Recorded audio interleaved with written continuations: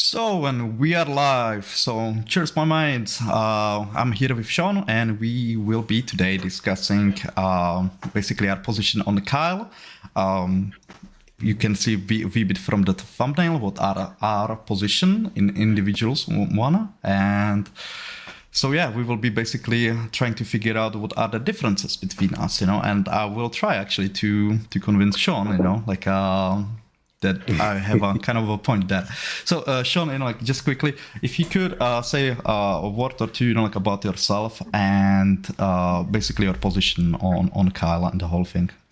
Yeah, well, thanks for having me on. I think for anybody who's seen, I was on when we discussed gun control. And I kind of came into this conversation with you and I think it was Johnny Walker Dread when we did a Kyle Rittenhouse video. And actually, interestingly, Johnny Walker put in the comments something to the effect of something that we were saying was really stupid. Had a conversation with Johnny over the comments and kind of got my head around what this case meant for somebody who, let's say, was a gun owner or somebody who passionately believes in the Second Amendment.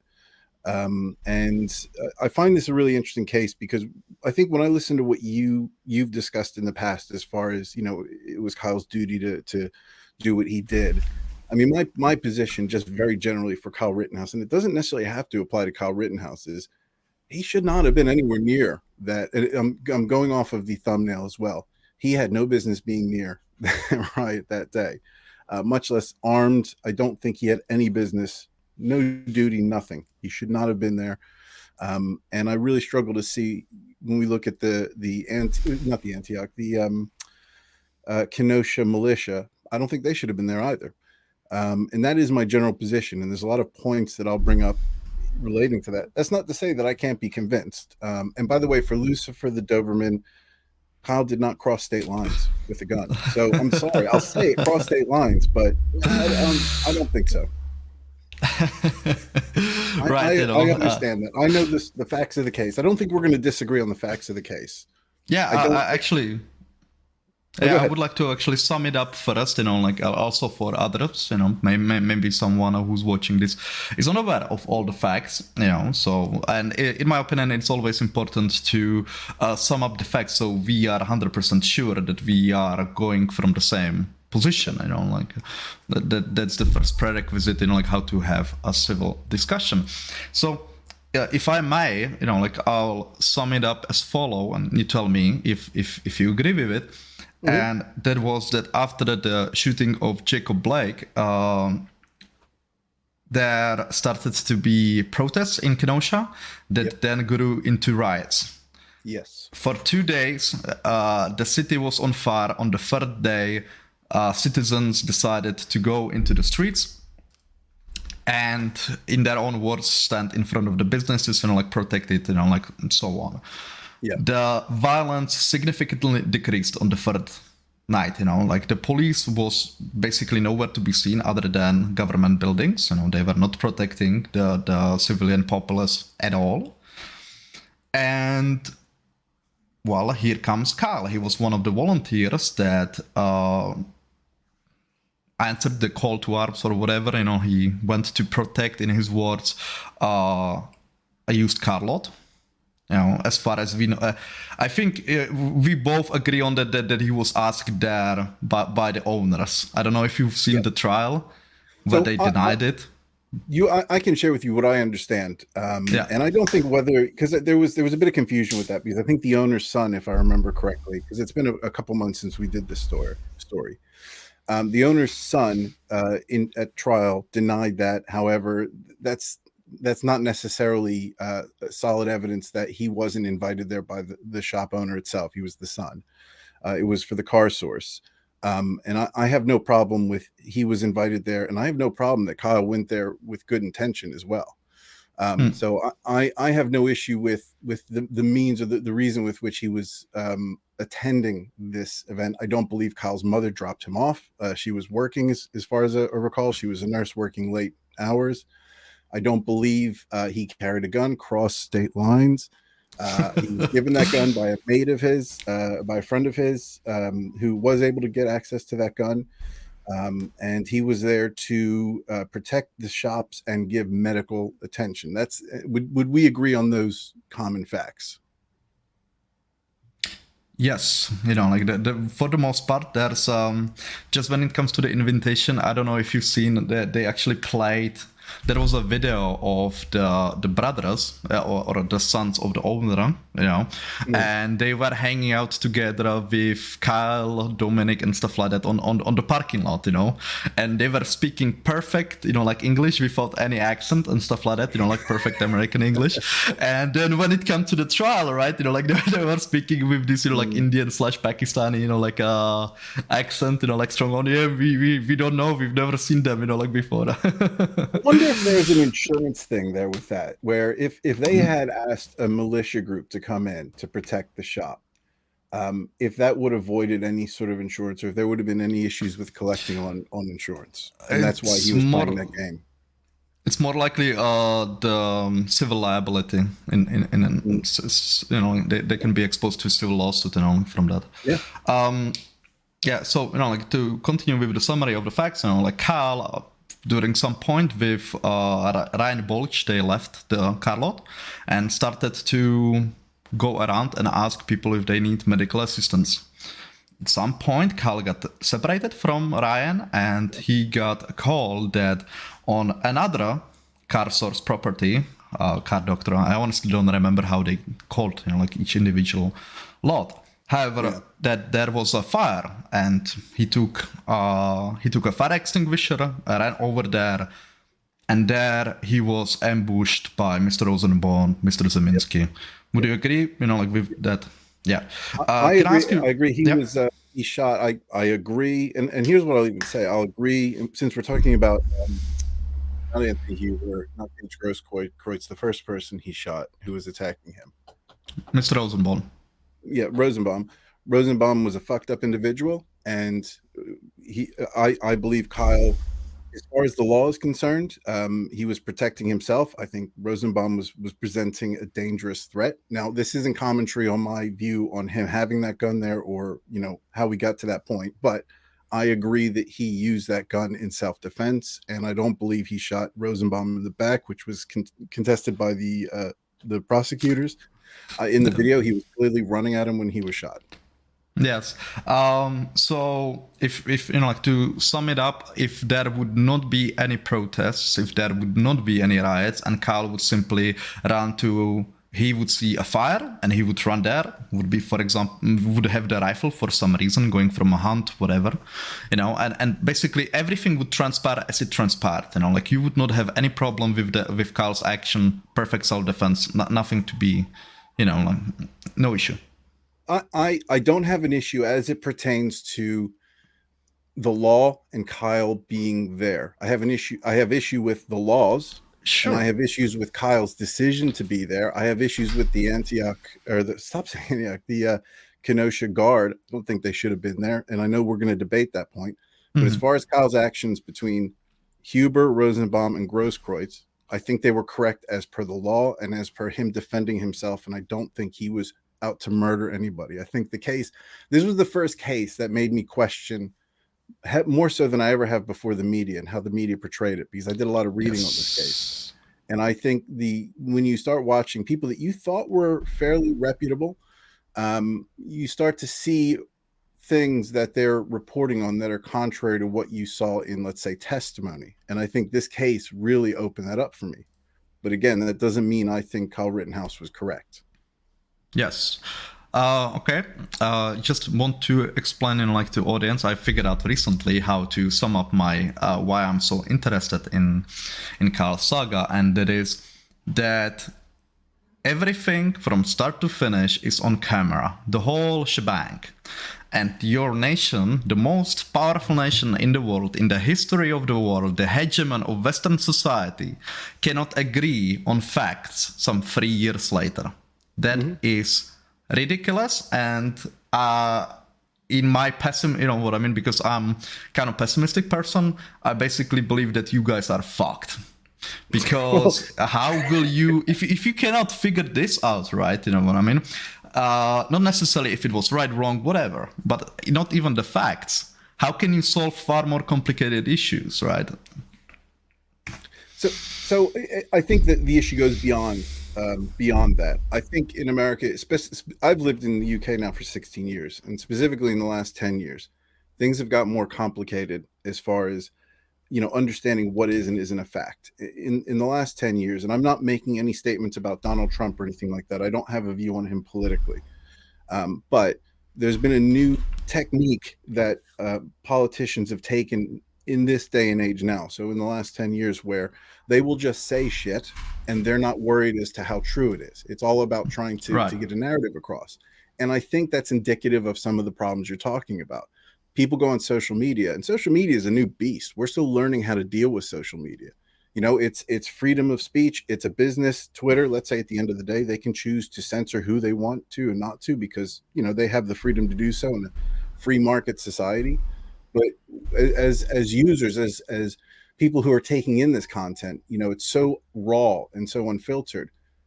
We need to learn a new skill set and to being able to interpret that. So people can say stupid shit. They have the freedom to say stupid shit, but we need to become more educated in how we interpret that information. And that's the problem. But that's one of many problems here. I think Absolutely. how we write the laws as it pertains to, let's say, the Second Amendment is kind of fucked too. I think we have a major issue with the Second Amendment and how it's perceived and how it's applied nowadays. And Okay. it's interesting. Go ahead.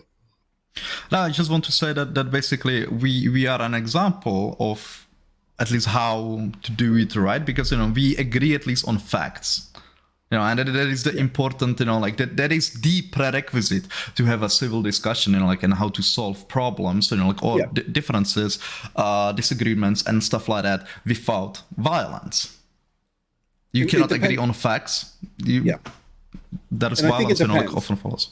There's areas where you can interpret facts differently to a degree. Now, there is baseline facts that we have to agree on. So there's things that we have to say that's true. But then there's elements of those facts where there is a level of interpretation. And that's something that I think, we need to identify.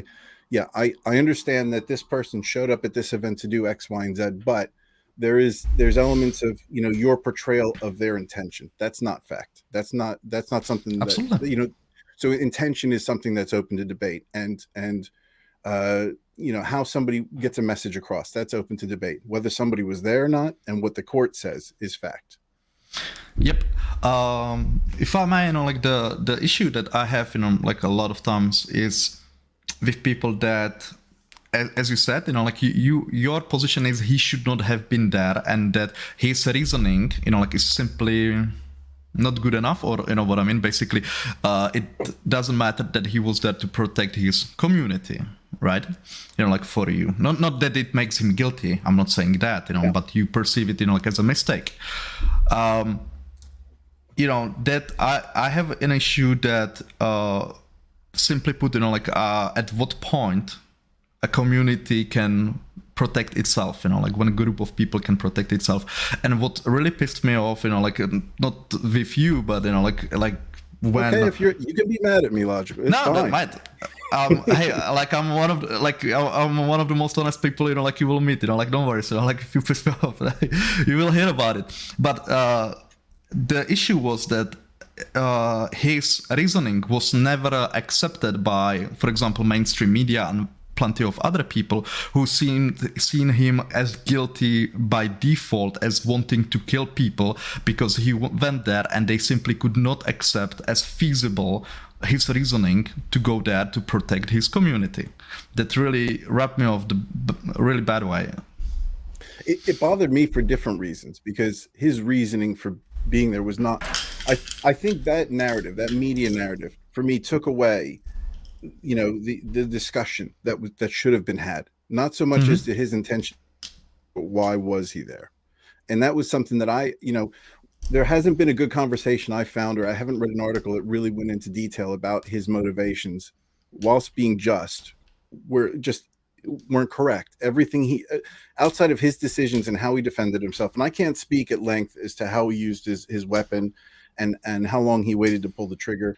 From my perspective, given that he was in that shit show, he did the best he could and made the best possible decisions. And I think you've even alluded to he did an exceptional job with how he used his weapon in that situation.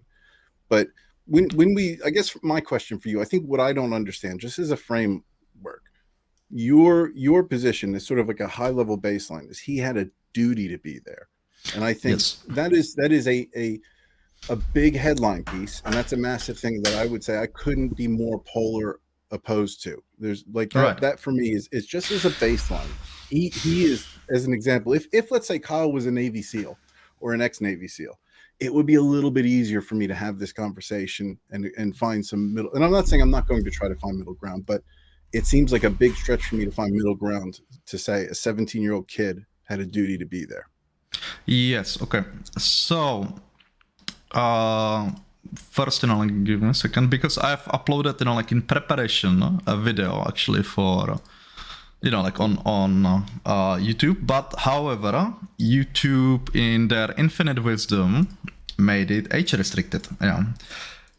So if I may, like put it also on in your comment section, like just the link, so audience can watch it for on their own. And that was what was happening in Kenosha just prior, Kyle having the decision to go there. And you need to judge it from that point of view. You cannot be, like taking, like you need to take into account what they've seen at that time, right? And so what was it, like that was city on fire. People were burning down their city, like to this day, by the way, there are buildings that were not reconstructed, like businesses closed, you know what I mean? And the police, they were complicit, or not, sorry, complicit, they stood by, literally, like from what I conclude from it, was that someone gave the order to not engage with the peaceful protesters, because media then spins it around, you know what I mean? They cut out the violence from the protesters, and put there just the response by the police, you know what I mean? So someone was thinking, in my opinion, about their future political career. However, that is one feasible option. The other one was that they simply didn't have the manpower. But in the end, it doesn't matter, because, like the rioters were burning the city to the ground and they were running amok. People were getting hurt. I don't know if you've seen that, how a business, was protecting his business, who got the shit beat out of him with a fire. No, was he using a fire extinguisher to protect? Yeah, he was using a fire extinguisher to chase off the people, and he got smashed, like his face smashed open by a dude with a rock, so... Yeah. And those were serious injuries, like he needed to be hospitalized, right? Yeah. So I see it, like this, that if, like the populace will not step up, what I'm, and I hope you believe me that I'm here honest, how I perceive it as a check when I apply it to my homeland, if I don't step up, I will not have a home, you know what I mean? My city will be gone, and it doesn't have to be my city specifically, because, like there are my countrymen there, and I love my countrymen, I want to protect them. And simply put, the rioters, it doesn't matter, like they are a destructive element, they are the same as a fire, they need to be stopped. So what they did was that they stood inside of buildings or on the properties, like how to protect it. And the tactic behind is simple, it's fully legal, because you elevate, you basically stand, like inside of a building, and if someone tries to burn it down to the ground, it is a deadly threat to you, therefore you can use a deadly force against them. That is basically a legal workaround. But I'm telling you, if it would be happening in the Czech Republic and the police would be standing back, this would be happening. We would organize into groups. We would kick their ass, and chase them off. And if people would get hurt, if people would get killed, that would be on them, not on us. Because the initial point of aggression was destruction of my city in the first place. They made that decision, not me. I would be completely fine by letting them walk away. And so I would rather, then ask you, if you don't share it, at what point, has, in your opinion, is it good idea or is the right or whatever of the populace to step in and to stop these rioters? How much of the city needs to burn down before they can step up? There's a lot of context with that, and I think you presented a worst case scenario, or a scenario that the solution to that question is we need more people here with guns, and there's a lot of qualifiers you need to get through to make that a good solution.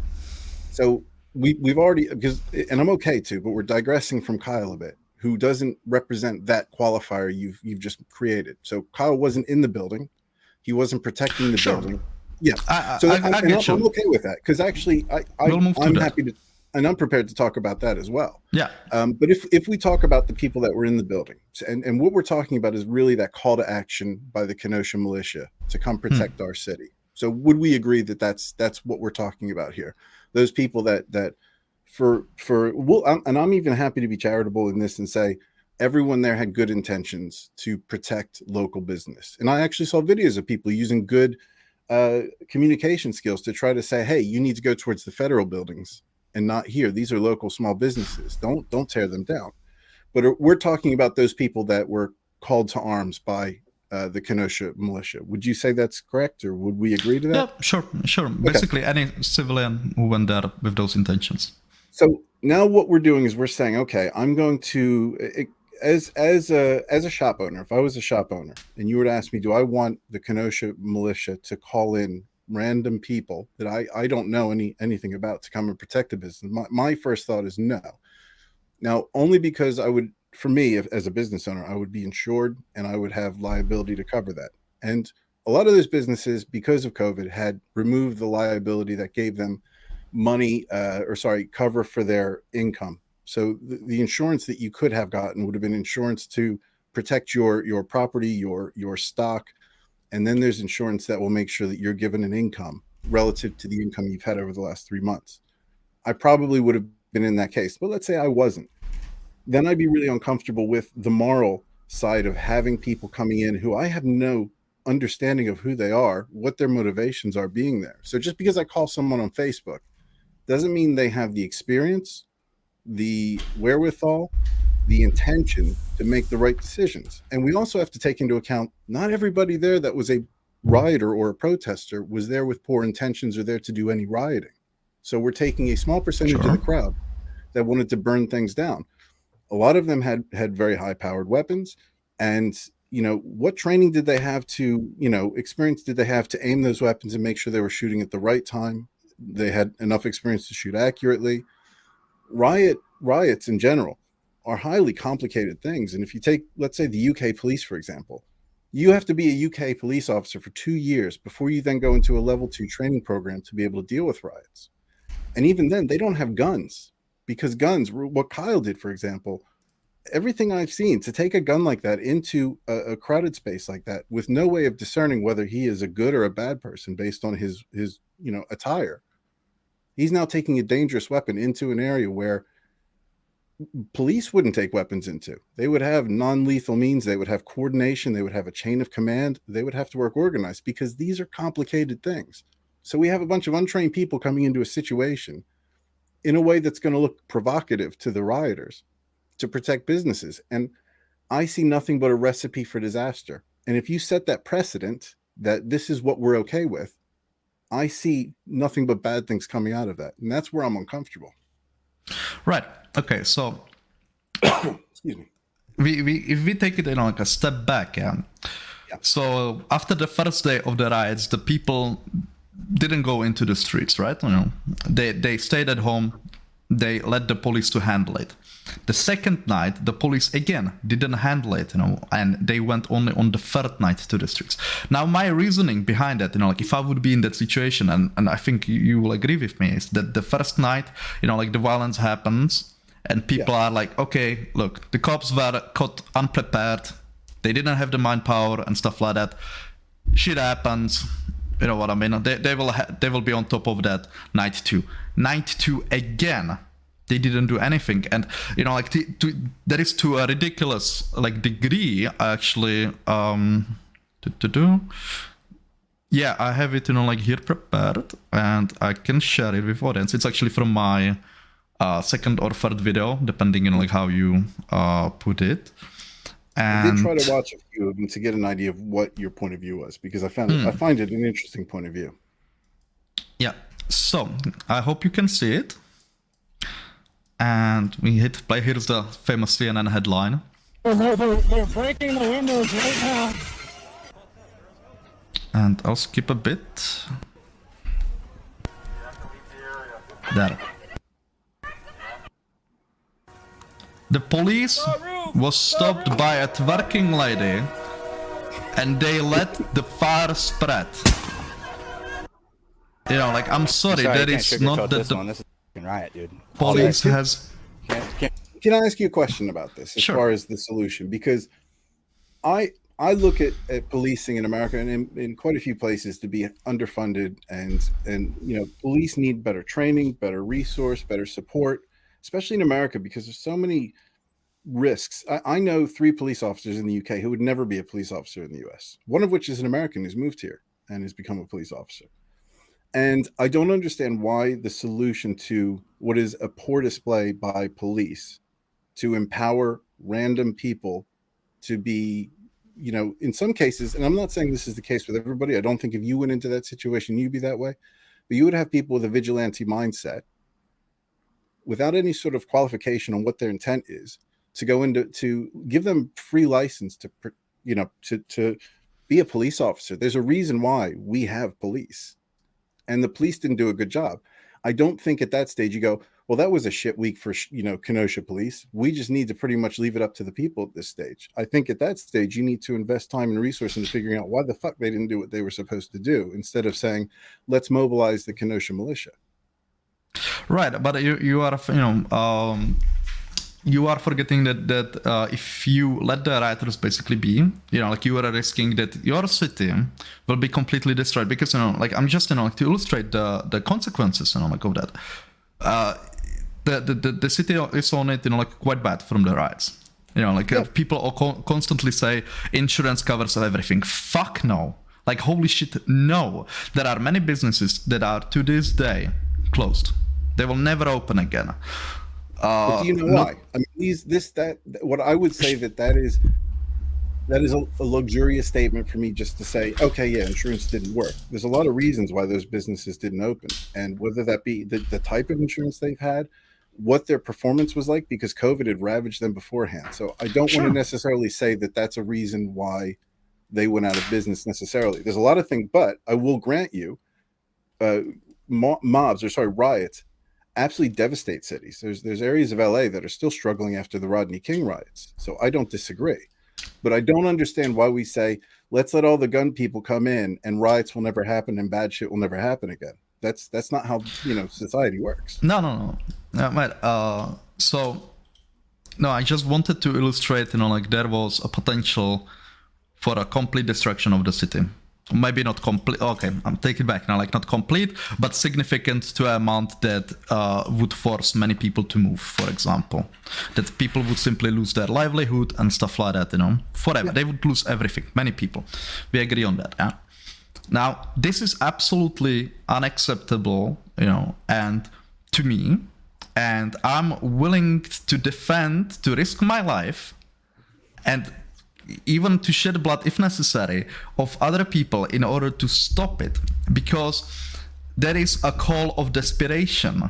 The police, you're right, we have a police for specifically this reason, so we limit the you know, like, pointless butt shit. Yeah, but that works. Police works, you know, like, the best when there is a society. And I'm telling you that from what we've seen in Kenosha, that was a breakdown of a society, basically. It was something similar to the principle of Katrina, you know, after the Hurricane Katrina, what was in New Orleans, right? Yeah. It was right in New Orleans. Yeah, and people simply needed to handle their business. They didn't have a choice because the police and other authorities were not there in order to protect them. Now, I'm not in no shape or form saying that people should be shot, just for being in the street. No, but you come, like to a business with, for example, a Molotov cocktail. I will stop you, one way or the other. First, I will try it non-lethally, and that is, like, for example, simply verbally, go away, try to scare you off. If you have a Molotov cocktail, for example, in hand, I'm sorry, I'm not coming anywhere near you. If you try to chug it, you're getting shot. And that is completely acceptable thing for me, because I am protecting what is part of me, and that is my homeland. But this sounds great. It sounds like something that should work in application, but doesn't work because people aren't, I think there's something that I struggle with when I have these conversations. It's no disrespect to you, and I think you're making a very good point.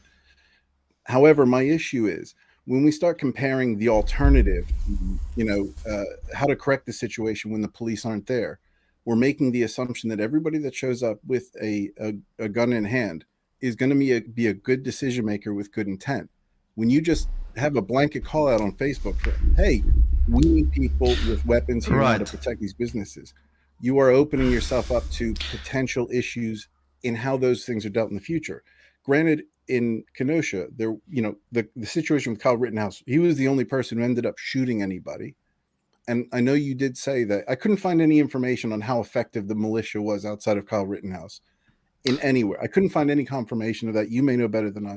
But let's say they did a good job.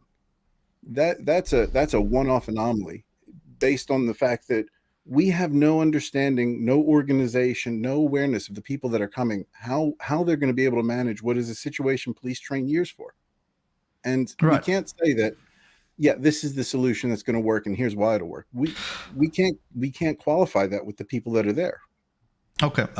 So the let's say source for that militia was effective was the trial itself, where everyone agreed on it was through multiple testimonies, and even Binger. By the way, this is Kyle. Perchance, if you are watching, you honestly missed there a gigantic burn or on Binger when he was like, Mr. Rittenhouse, on the third night, the violence was not so bad. You know what I mean? Why you were there? And I would be like, well, thank you. We argue basically, it worked. Thanks for the compliment. Because that was the point, everyone agreed on it, that the third night the violence was significantly lower, significantly, you know what I mean? The burning of buildings and stuff like that. The only variable that changed was the militia. But can you, if we were running a scientific experiment, so you have to concede to a degree that at best that is possible connection. You can't draw conclusions simply from somebody got killed night 2. Is it not feasible to also assume people were like, well, this is getting serious, we're not going to show up for night 3, or this looks bad, or the optics are bad? There's a lot of reasons why day 3 wasn't as bad, and you can't correlate that to the militia. I mean, it's possible, I'll grant you that, but there's no way that you can know that for sure. Okay, sure, but you need to to a degree, you need to go with a common, a sense that if you have a 5 dudes with ARs, 3 standing on the roof, 2, standing on the parking lot, and they say, hey, don't come any closer, people will be, I'll not go there, and it's simple. Look, criminals, they and rioters, stupid, but they are just like water. Or force, they go the path of least resistance. So I think we can agree on that. There's a lot there for me to say, and generally yes, but that's a broad statement, and I want to be careful with what I'm agreeing with. If we're talking about, there's a few points I want to make to that with 5 people standing with ARs, because even when I watched the live stream you did with Johnny, and there was another, I really quite liked him. There was another gentleman that was on the stream you did. I think he was a journalist. in Wisconsin? Yeah, we have him actually in the comments. V Radio, Neil. V Radio, I really enjoyed listening to you talk about the case. Just a compliment there. But the problem I had with, you know, the whole idea of let's say the 5 people with ARs, one of the points you had made in trying to make a defense of Kyle Rittenhouse, and I agreed with it, was that mob mentality, you know, they are not necessarily going to be deterred by a gun. And it is not out of the realm of possibility that you're still going to have people storm a building. So we're taking one instance in isolation and saying, this worked now based on the limited evidence we've seen. Therefore, this is the standard with which we need to work. Okay. I will honestly try not to be an asshole here. You can yell. Like, it's possible. I'm okay with it. It's possible, but it is demonstrated throughout the entirety of human history that armed people defending their shit, their city, works. You know why? Because not fucking everything is burned down, ruled by the fucking Mongols, you know, like, and I don't know who else, you know what I mean? Because people stood their ground and defended their city against violent people. You are like, sure, like when you take it, you know, like, just what is the difference between rioters and, for example, organized group of bandits, you know, like, or, you know, like marauders, whatever, right? Mm-hmm. And just, you know, like one more modern example that was during the LA riots, the you know, like roof Koreans, colloquially known. That's, you know, like example right there. So there's a lot that I have to grant you there to buy into that idea. And when you say, you know, because of armed people, society hasn't broken down, we're glancing past the whole thing that there's police in place that do cover not necessarily armed people, just people willing to defend what's theirs. You know, like their city, their homeland, their whatever. Yeah. Yeah. But you're equating a riot in isolation to, let's say, you know, what's going on in Ukraine, which is defending your country. And I think we would all agree that you know, it's a good thing people have, you know, are armed and prepared to defend themselves. And what I've said, and this is something that I struggle with to a degree, I'm willing to concede that I've changed some of my views on guns just from listening to you and Johnny. You know, it's not something I've spent a lot of time looking into. I've gotten fascinated by the subject recently. And I'm more charitable to the idea of owning guns to protect your property, to protect your space. When we start getting into the realms of coordinating, defending towns, it gets dangerous, because the one thing, if I just take one thing in isolation, just one point that I struggle with, let's say you have those 5 guys with ARs on the roof, or let's say you have one in the building so that if somebody starts breaking in, they can shoot. Now, what if there's 4 or 5 people standing behind that are saying, hey, stop, guys, don't do this? You have somebody who's not well trained or not a good decision maker of as and when to shoot. It's possible innocent people die. Now, you have to concede that. Absolutely. You have to concede that, you know what? To protect our towns in these instances, this is just one problem I have. We accept that innocent people may die because inexperienced, poor decision makers potentially are going to be the ones defending our businesses. Absolutely. Yeah, and I look, if that would be the case in Kenosha, right? I would not, and people would get killed, even innocent people, you know what I mean? And let's say, Cal would shoot, you know what I mean? One of the shots when he was basically kicked around went while and would hit someone, you know, like some innocent person, right? For me, who I would hold responsible and who should have prevented this thing happening is the government. Are the police. Yeah. They should have, I'm sorry, like, simply put, I'll ask you like this, yeah?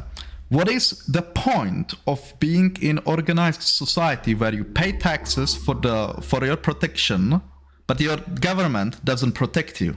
Yeah. Because, you know, like, you know what I mean? Like what's the point of even being in a society at that moment? You know what I mean? Yeah. So that's who I would blame and who would be responsible. That the issue is, you know, and I agree with you like this.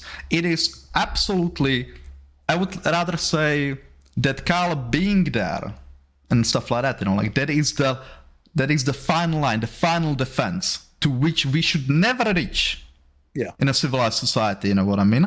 We should never reach it. But it is good that it is there if the shit really hits the fan when the police just stands by. So, and I think, again, in a perfect world, I don't necessarily disagree. I think when we talk about this as a methodology to protecting our towns, and we're talking in very rare instances, we don't have riots to the degree that it's something that we have riot police for that reason, just to be able to cover for that. And I agree. In Wisconsin, they were negligent. The police were highly negligent. And if they were under supported, it's not as if they didn't have time to call in reinforcements within Wisconsin. It's not as if Wisconsin is a small state and it's under resourced. But when we talk about this, I think we can't just assume everything is puppy dogs and ice cream in how we apply this moving forward. So absolutely. When we start talking about, citizens arming themselves, just in the example of this riot, what were the people wearing from the Kenosha Guard? Let's say the police decided, the police from 2 towns over had a hell of a lot of resource, said, fuck this, we're getting involved. They're not taking care of their business. Showed up and the militia were there, and people in the riot or people that were rioters had guns. How are you going to discern who is bad and who is good? And who are you going to then deal with? I mean, even Kyle, when he shot Anthony Huber, let's say Anthony Huber, and I appreciate he was not a nice person. He has a criminal record, but it's feasible that Anthony Huber could have been somebody else who was a protester who heard that somebody was shot, saw somebody with an AR running, tried to tackle him in good faith to try to protect people, and was shot by Kyle, understandably. We start getting skewed lines when you have a bunch of vigilantes, and I want to be very careful with how I use that word, because I think a lot of people there were well-intentioned, but to the people that are there, they look like vigilantes that are there, that aren't necessarily there to protect society. Yes, and I agree with you, absolutely. Look, here's something. It's the application of this that's the problem. You can't just say people with guns are going to show up and everything will be la-di-da. I get you, and I'm in no shape or form saying that. This is, we have a saying, and so you understand our culture, we have, few core sayings, that basically characterize, our viewpoints, on the world. And this is one of them. And I think this is, where we kind of disagree. When forest is being cut down, splinters fly. That means, there will, when something big is happening, there will be always collateral damage. And the civil, if in those situations, innocent people getting hurt potentially from crossfire or whatever, that is simply unavoidable, and that is the reality. And I basically, I would like to ask you, if simply put, the police would be standing back, as they were, and the people would not show up, right? What is or like this, if they would not show up, what's the alternative? That the whole city is being burned down to the ground, for example, right? And I perceive that alternative as unacceptable, where as defending your city, and there would be collateral damage, while tragic, unavoidable and acceptable in that position. So I understand with precedences and stuff like that, that's an issue for you, and I fully understand that, yeah. But if we would keep it in here specific, yeah. So yeah, you mean don't talk about anything outside of Kenosha as the example? Yeah, basically, let's not view this, through the lenses of setting a precedent.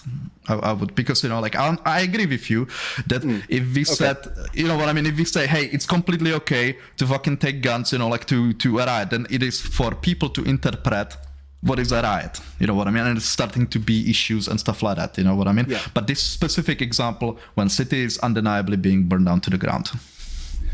So if we look at that example, and I appreciate you saying that, and I think that's fair. I think it's fair that we don't, this is an outlier, which essentially is what you're saying. This isn't the standard, and because this is an outlier, you're saying extreme measures have to be taken. And yes, splinters will fly, but there's no other way to protect these businesses.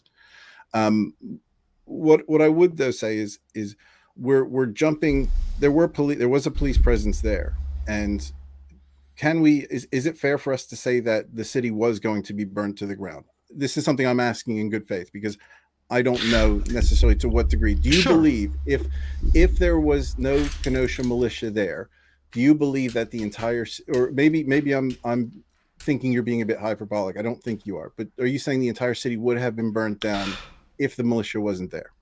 A significant part of it, even more than it was, you know. Well, what does that and mean? The city burned down. What do you mean by that? shit tons of people, you know, like losing everything, you know, like when it comes to material. Some people even potentially losing their life, you know. The issue, this is, you know, like one of the things that it is hard to explain to people when it comes to self-defense. And the principle here is the same, you know, like only on a larger scope. If you get attacked by, for example, unarmed person, you need to assume that they want to cause you maximum harm, potentially even kill you. Because once they knock you out, once they have all the power over you, and you only then you will find out if they actually want to kill you or just knock you out and walk away. But you are in that at the time, you are in no position to affect the outcome. So you need to, you know, like also with this, you know, like with the Kenosha, my perspective on it is that they needed to step in there, because if they would give it one extra night, 2 extra nights, you know what I mean, it would be too late to potentially. You will never know. But that's exactly the point. You're drawing a conclusion from something that you wouldn't be able to draw a conclusion from. You're making, and I understand, I think it's a fair conclusion to make, but you can't definitively say that the militia had any bearing on how Sure. And again, I'm only saying this from the perspective of, if you're making decisions that give people some license to show up when they interpret the police aren't dealing with it, and that's a problem. People interpreting when the police aren't handling something is an issue, because they will show up, and again, we then have what is a provocative move to show up anywhere with an AR. And the other thing is, and this is something maybe you can help me out with, why is it that I can't find any reference or example of police using weapons unless it's in extraordinary situations? Firearms. Like even Kyle Rittenhouse bringing a firearm into that situation. I can't find any logical reason why he would bring an AR on his side into what is effectively a war zone at that stage. The police wouldn't recommend that.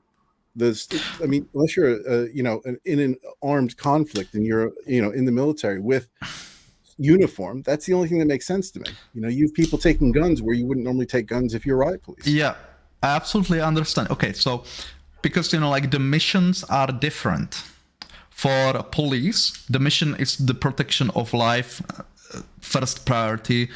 Second priority for protection of property, you know, like minus when there are really extraordinary circumstances. For example, the Hurricane Katrina, where I believe, you know, like the police had orders to shoot looters, you know, like as far as I know, you know.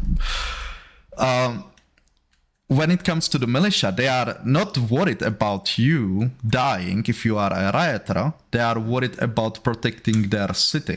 That is the difference. And, you know, I will, you know, like this is probably a mindset difference. Yeah. So I will demonstrate, you know, like my mindset, you know. I will tell you, like 2 instances of what happened to me. By the way, guys, if you don't believe me, you can take it as a hypothetical just to demonstrate my perspective. Yeah. So first one was that I was in a bar, just, you know, like talking to a girl. Her drunk boyfriend comes to me, you know, starts, you know, like getting, you know, like starting trouble and stuff like that. I suddenly find myself, you know, like surrounded by 2 other dudes, you know, like I discerned, you know, like his friends and stuff like that. I was constantly saying, hey, I don't want trouble. I don't want trouble. I don't want trouble. No, constantly was in my face, started to, you know, like push me around and stuff like that. Okay. You chose your fate at that moment, and I broke his arm. You know what I mean? I didn't have problems with that because, you know, like I was sober, he was drunk, and I needed to do it. You know, that was my conclusion, because, you know, like the 2 other guys, I needed to basically scare them off. You know, like if you get me, you know, like otherwise I'm fucked. You know, like if we would get, you know, like a regular fight. And so I went home and I slept like a baby, and that is because he chose his fate. He made the choice to basically, well, be stupid, to basically start a fight with me, to threaten me, and he got hurt. I don't perceive it as me hurting him. Yeah. On the other hand, I was helping move a friend. I was carrying a heavy box, and I like walked on a street, didn't see over the box to my right, and stepped on a foot of an old man. You know, and he, you know, like we checked it, and like nothing was broken and stuff like that, but he still limped away with a bruise. And I felt like shit for a week. You know what I mean? So this is, you know, like I accept. I perceive violence as a potential tool, you know what I mean? And I don't, you know, like if someone attacks me, if there are rioters burning my city, I don't necessarily perceive them as a primary, you know, like as people, which I obviously do. It's just I perceive them as first as a destructive element, if you get me. And I don't have any problem with that. That's what you've done is understandable. And I'm not going to argue that point. I think and again, if we're talking about protecting people, helping people, protecting businesses, protecting towns, we have to consider what our messaging is telling people when we add credence to specific behavior, and what is the fallout for that. So in America right now, and maybe this is something that's specific to America, would you agree with this statement? And I didn't get much agreement from anybody else in this. I don't know why. But American gun culture is really immature. I would say that there are definitely elements of it, yeah. 100%, okay. You know, like what? Absolutely, I've seen it. So let's, I'm going to try to think of a metaphor here, just to sort of kind of get the idea of what I'm talking about here. Are you familiar with the actress Margot Robbie? Yeah. So she played Joker. She's stunning. She's hot. Okay. Let's say she was let down by multiple doctors, and she wanted someone to come and check her breasts for lumps. And she goes on Facebook and says, listen, I need some well-intentioned people with some strong hands to check my breasts for lumps. Now, how many of those people are going to be coming there thinking, you know what, I'm going to help Margot Robbie and check her breasts for lumps. Gotcha. I want to be a good person. I'm going to make sure that she doesn't have cancer. And I care about Margot Robbie. 10% of those guys probably genuinely are going to be there to help Margot Robbie. But there's going to be a lot of people showing up to apply for the job who just want to feel some titties. And I think that is applicable when you do an all-call. And I'm being a bit facetious. Apologies. It was something funny I thought. So I hope you don't mind. But if we take a look at that same sort of argument in, okay, the building's burning down. There's a bunch of Black Lives Matters rioters here, which was the narrative going on. We call to people to come out to save those businesses. The type of people that are going to be coming out there, I'm not convinced are motivated to protect businesses. And I think you could probably agree that's possible. That's first of all, you know, like a lot of, you know, like comments for, you know, like for your analogy, and it like Lucifer, that was a good fucking metaphor. No, you know, like I get it, you know, like I get it. Simply put, what he is saying is that he's worried about people who would be coming, you know, like to basically as a militia, you know, like as a home guard, whatever, with bad intentions. Yeah. And that's what Lucifer needs to know. I'm playing 3-dimensional chess here, man. Okay. Genuinely, kidding aside, there is an element where if you're saying Black Lives, especially in America right now, it's so you know, volatile right now. We got Black Lives Matters protesters burning everything down because left and right, you know, media is bullshit. So you can't say it's just a left-wing thing. You know, it's not a woke thing. It's a left and right thing. And you are going to have the you know, the Proud Boys, you know, anybody who's going to have maybe some sort of a motive to kind of maybe be a little bit more interested in shooting someone in the sake of protecting, they are going to show up. So if you're setting a precedence that this is acceptable, we have no way to qualify who's going to come and how they're going to behave. And that's a problem with saying this is going to work. I get you. So first of all, there's, you know, like another, you know, like aspect to it. There could be, for example, false flag Antifa going, you know, like to basically, you know what I mean, start some shit, you know, like shoot some protesters, you know, like innocent people disguised, you know, like as patriots, as, you know, like Proud Boys, whatever, you know, like that is absolutely plausible. And my answer to that is, you want to avoid it, make sure that nothing like Kenosha will ever happen. I think that we if agree you know with like that. someone starts building down buildings, the police, the fucking National Guard will roll in and will just stop it. Yeah, Because I you know agree. like you are absolutely right, you know, like there is a potential that can happen. It is unavoidable, and I'm sorry, you know, like you like there is, as I said, you know, like when forest is being cut down, splinters fly. There's just another of those fucking splinters. But it's the reason you have police, and this is why we don't just, you know, since even in the Wild West we started to get sheriffs and police in place, because we needed people who we know have experience, have training, and have a chain of command to be accountable. You know, these checks and balances are in place for them to make those decisions. And this is what we need to depend on, is those checks and balances, those that hierarchy of training, to know that there's structure in place to keep us safe. You know, that's the most important thing. And I think if you start to fall on the side of you know, militias, you know, how do you regulate for that? How do you make sure that the people that are coming in aren't going to be killing somebody who, let's say, is a family member of mine who's there to try to stop the rioting?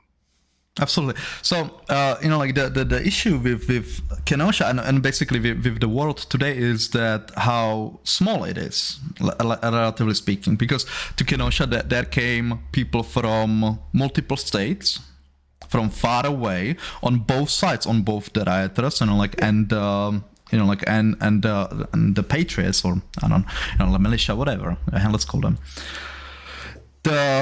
You know, like how you used to regulate for this, account for this, was that militias were, well, local. You know, like Well local regulated. people.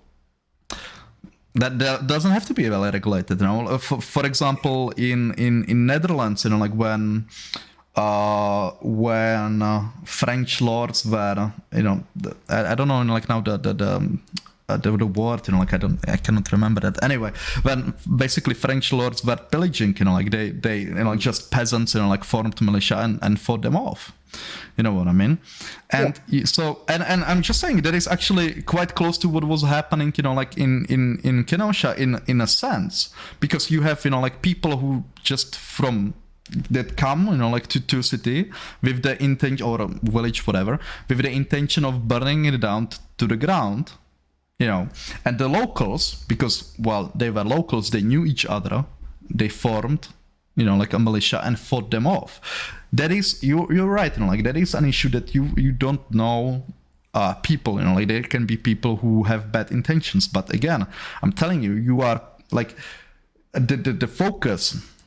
That should be like basically extra motivation for not allowing Kenosha to ever happen again, because the alternative is imperfect. You know what I mean? And I'm telling you, look, even if we would agree here, you know, if I would tell you that you changed my mind, you know what I mean, and I don't perceive it as acceptable, you cannot expect of populace of a city, you know, like their city is being burned down to the ground, you know, like they are literally losing their businesses, not to do something about it. It's not gonna happen. They will always do something about it, and it's not gonna be perfect. It's gonna be ugly. So, yeah. So let me ask you a question. Let's say I concede, or I accept that. So here's what I would have to, my hurdles I would have to clear, which I don't think I can, that I struggle with. One, that if there's a riot, AR-15s are the right thing to have, or AR. I'm not a weapons person, so everybody here is going to give me shit about it. Just, you know, I'm trying to talk about, you know, a very efficient, accurate weapon that can shoot many bullets within a short span of time. Sure. So apologies if I'm not educated to that degree on that. Lucifer will give me shit for it, I'm sure. I'm okay with that. Now, that being said, if, let's say, I can get past the hurdle that an AR is the appropriate weapon to bring into a riot, fine. Let's get past that. Then the next thing I need to understand is, how do we mobilize who can come when? So if, let's say, because if, let's say, President Logical says, supports the move, what happened in... There's a nice ring to it. You perked right up at that. Well, that's it. So let's say President Logical is speaking to the media, and this was something that I never thought Donald Trump got right. I'm not talking about politics. I'm talking about strategy and messaging. So when you are communicating to the masses, you are speaking to the lowest common denominator as a baseline. You work to your slowest person in society. So if, let's say, we want to support the Wisconsin militia, we want to support this narrative so that cities don't burn down in the future, how do you go about doing that? If I forget the whole inappropriate weapons thing, how do we go about doing that in a way that ensures that people aren't just going to go, oh, there's a fire, we need to show up? You know, that's where you're leaving up a lot to interpretation in a country that is highly immature with weapons. You know, they're accessories. You know, whenever you see a picture of somebody standing there like that, like Kyle Rittenhouse in USA Crocs, you start to question the motivation. You start to question the motivation of what they like about guns. Does it look cool? You know, are they badass? Because when you have something that's cool and badass, you want to find a way to use it. You want to find a reason to use that. And if you have, you know, volatile political views, what is your motivation? Are you going to be going into those situations, you know, when you deem it to be a problem? Because the police are the ones that have the authority to deal with that. So how do you do that, President Logical? How do you tell people how do you support them without them going batshit crazy in America? In America. Right. So you have any? I think you have, or the disagreement now what we have is that I accept that solution and like as imperfect, and that's it. You know what I mean? It's just how it will be, and you're trying to make it perfect.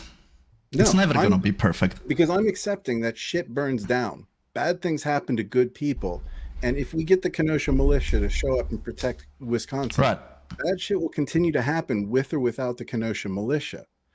However, if we don't manage the people who don't have those good intentions, the good training, or the ability to discern that, bad shit will happen because of that.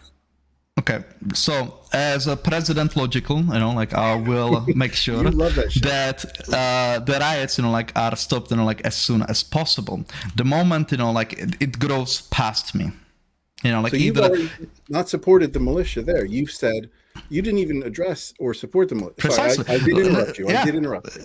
Right, because here's the thing: I cannot, you know, like if it grows past me, you know, like I either don't have the power to control the riots, or I am unwilling to control the riots. One way or the other, it doesn't really matter. Outcome is the same. I would not blame people if they would take it, you know, like up into their hands, you know, and defend, do whatever. And yeah, bad shit will happen. Innocent people will die. That's, you know, like how it's gonna be. That is unavoidable. You know what I mean? And if it would be, you know, like honestly, then that depends to what degree it would be my responsibility, right? But if there would be even a shred that it would be my responsibility, I would, you know, like once it would calm down, I would resign. Because, you know, like that is, you know, yeah, I would resign. Are you sure about that? Can I ask you, you know, like, so, okay, I think, you know, like there's a kind of like really like fundamental here, disconnect, you know, and I actually thought about an example. If you, because, you know, like how natural it is for people to defend what's theirs, you know, like their community, their fucking country, their whatever, yeah. If you would come to an African tribe, right, you know, like to their village and start, you know, like burning their huts, right, just burning their huts, not hurting the people, you know what I mean, there would be, or, you know, like, I don't know, 10 people would come in, for example. Do you think they would just stand back and be like, yep, I guess we can build, you know, like there's plenty of bush there, we can build a new village over yonder there. You know, like, no, you would get fucked up. So are you asking me to accept an equivalence of a tribe that lives without electricity to that of the United States of America? I would struggle to make that equivalence and to be able to accept that example. Right, okay, so I think part of the problem here is we, and this is maybe my fundamental problem, we're assuming that these riots are an endemic problem. Not like, let's say, I look at the riots similar to that flood in New Orleans, and it's not often that we, you know, I went back to LA, you know, the Rodney King riots. So these things are much like terrorist attacks. You know, they're going to continue happening with or without guns. It's just a fact. It doesn't matter how many militia members you have in the United States. When there's a riot, there will still be riots and people will die. And I don't think empowering people to take the law into their own hands means less people will die. Sean, can we take just like a minute or two, like break? Like I have some real life stuff, like here happening. Like I'll be you do your thing. right back. If you want, like I start a few comments. You can, like address, for example, this one. I'll be right back, guys. Immature. Define that, Lucifer. I don't think you're immature. I think you're misguided. I don't think you understand me. I think maybe you're a little jealous that I'm up here. And I have the microphone and I'm saying shit you don't agree with. He shouldn't have left me in charge of this. I'm going to go through the comments he started. Let's see here. I don't think I can. You guys are screwed. I'm just going to go through the comments that I see. I can scroll through the comments. I can't select them though because I'm not driving here. Let's see here. I saw some people say I love the negativity. It's great. Rosenbaum will not break that, so I'm just going to go through here, find a good one. V Radio, and by the way, I did appreciate how you communicated your point. I didn't agree with you, but I liked how you communicated your points. So you said at Todd Sullivan, he has stated already that he has revised some of his positions from listening to Logical Johnny Walker and Me Talk. That means he's listening and reachable.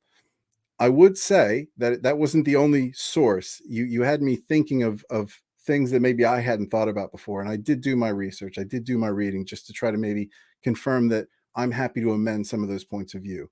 What I will say is living in the United Kingdom where gun culture isn't really as much of a thing, I love how safe I feel. And that's just my opinion. Let's see here. So Lucifer the Doberman, my biggest fan. You're going to subscribe to my channel, Lucifer. I know you are. What he says might not be what he believes, but I am willing to listen. Thank you for that. I appreciate that. I don't know why you don't think what I'm saying is what I believe. Maybe you think I'm trolling. Let's see here. So Nathan DeBrun, is this the actual Nathan DeBrun? Is this Photoshop? If it is, I really like listening to your testimony. I'm a big fan. Is that the real Nathan DeBrun in the chat, by the way? Yes. That is Nate. Yeah, cheers, Nate.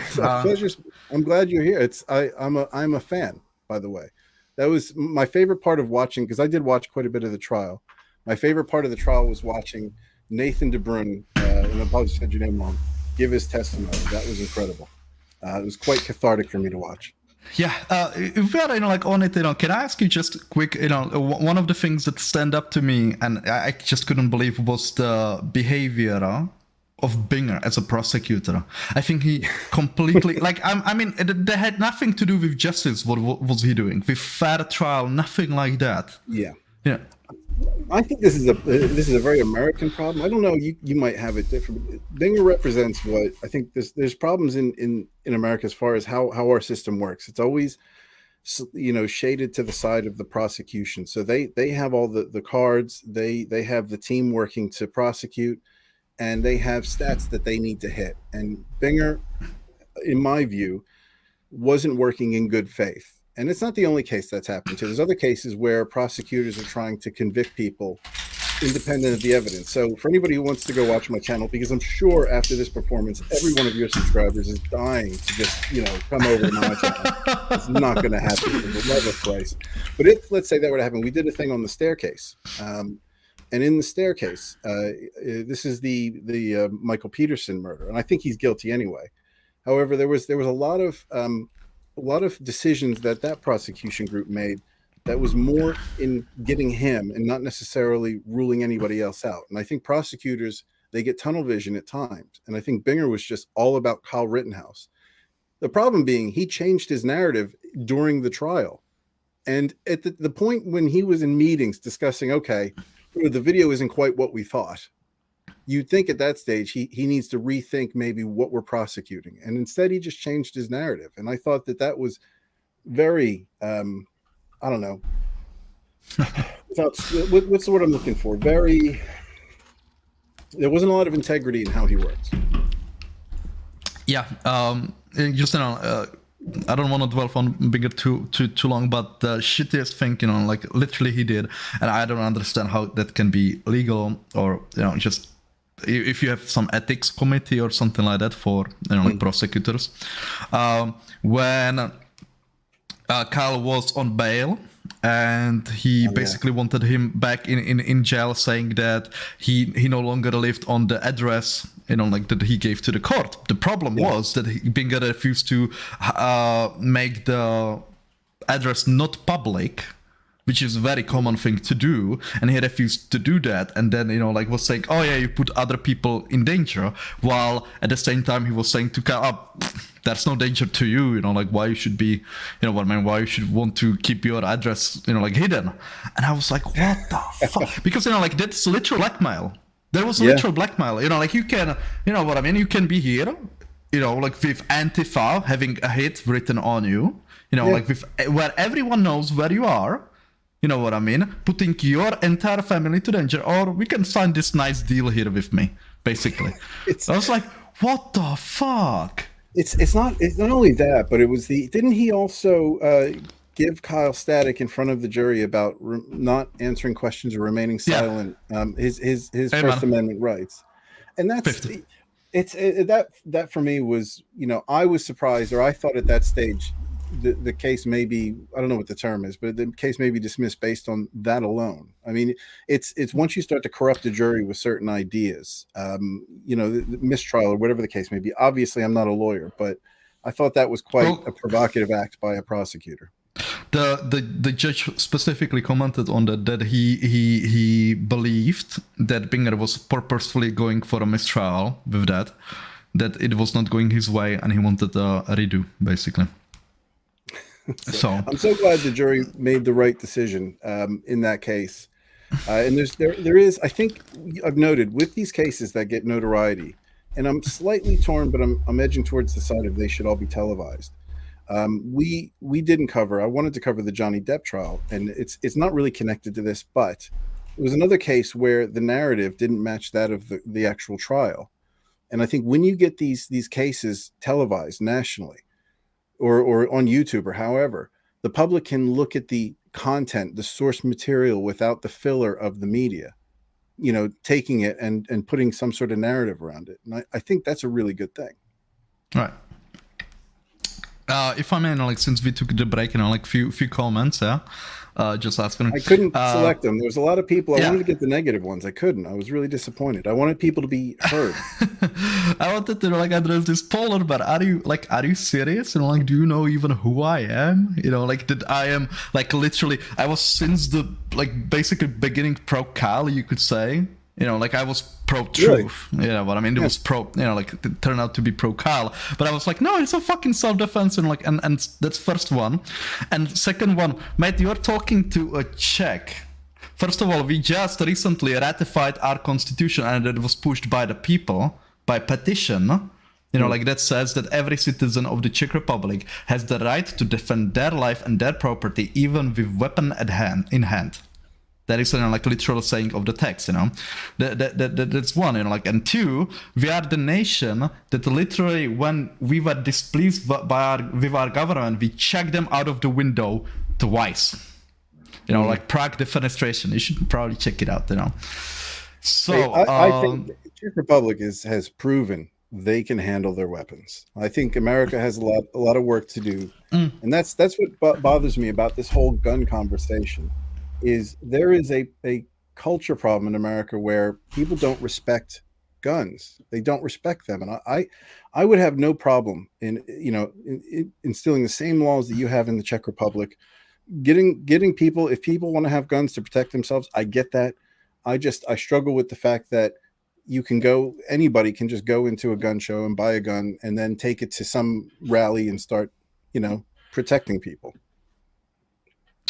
Right. So first of all, the thought, yeah, absolutely. They were kicked out, for following. That was what the fuck? I didn't know that. Literally. Yeah, and they were chasing the jury bus, and the cops, actually stopped them and questioned them. Yeah, the media did him dirty, Kyle. That is undeniable. I forget who it was. It was a host on MSNBC or CBS or someone, and he said that Kyle fired, I believe, 80 times. He said 60 or 80. Now I'm not sure, but I was how could you know? And that's I just want to say this is an empiric proof empiric proof that your media is either lying to you, like blatantly, or is so incompetent to a negligent degree. Those are only two feasible options. I cannot think of another one. If they, this is a challenging topic because you're talking about, because I remember one of the streams, I did watch a few of your streams, in which you were talking about some of the regulators, and it's the same in the United Kingdom here. The government will step in when, let's say, there's unfair representation of a specific issue on one side or another. Mm-hmm. So the BBC is an example where they have to be, they're supposed to be neutral, and the government will step in if they're not neutral in how they present, let's say, a political topic. But that starts to, for many Americans, understandably, you start then having freedom of speech being challenged. And part of having a capitalist free market society, these news sources, whether it be Fox and MSNBC, and if you think that the left is the problem and not the right, you are just missing the point. Both sides are shit, and both sides get money from specific people who have specific political views, and they are going to be pandering to their audience because people want echo chambers at the end of the day. There's a lot of people in this chat. I'm not pointing names, Lucifer, who are looking for echo chambers. I'm just taking the piss, by the way. I'm sure he's just with the, also I want to on this, I said it. Look, guys, the vast majority of gun owners in the US completely fine, respect their guns, 99%. Know that. Absolutely. But then there are those fucking people that put a fucking tannerite inside, that's a low yield explosive, and if you shoot it, it explodes. They put a fucking tannerite into a lawnmower, shoot it, and the blade and cuts their foot off. You know what I mean? That happened, by the way. I kid you not, the idiot put a fucking tannerite, and he left the blade and everything there, and he wasn't standing that far back. The blade, chopped his leg off, so don't be, guys, there are parts.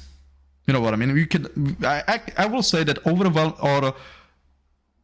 the mainstream gun culture is completely fine.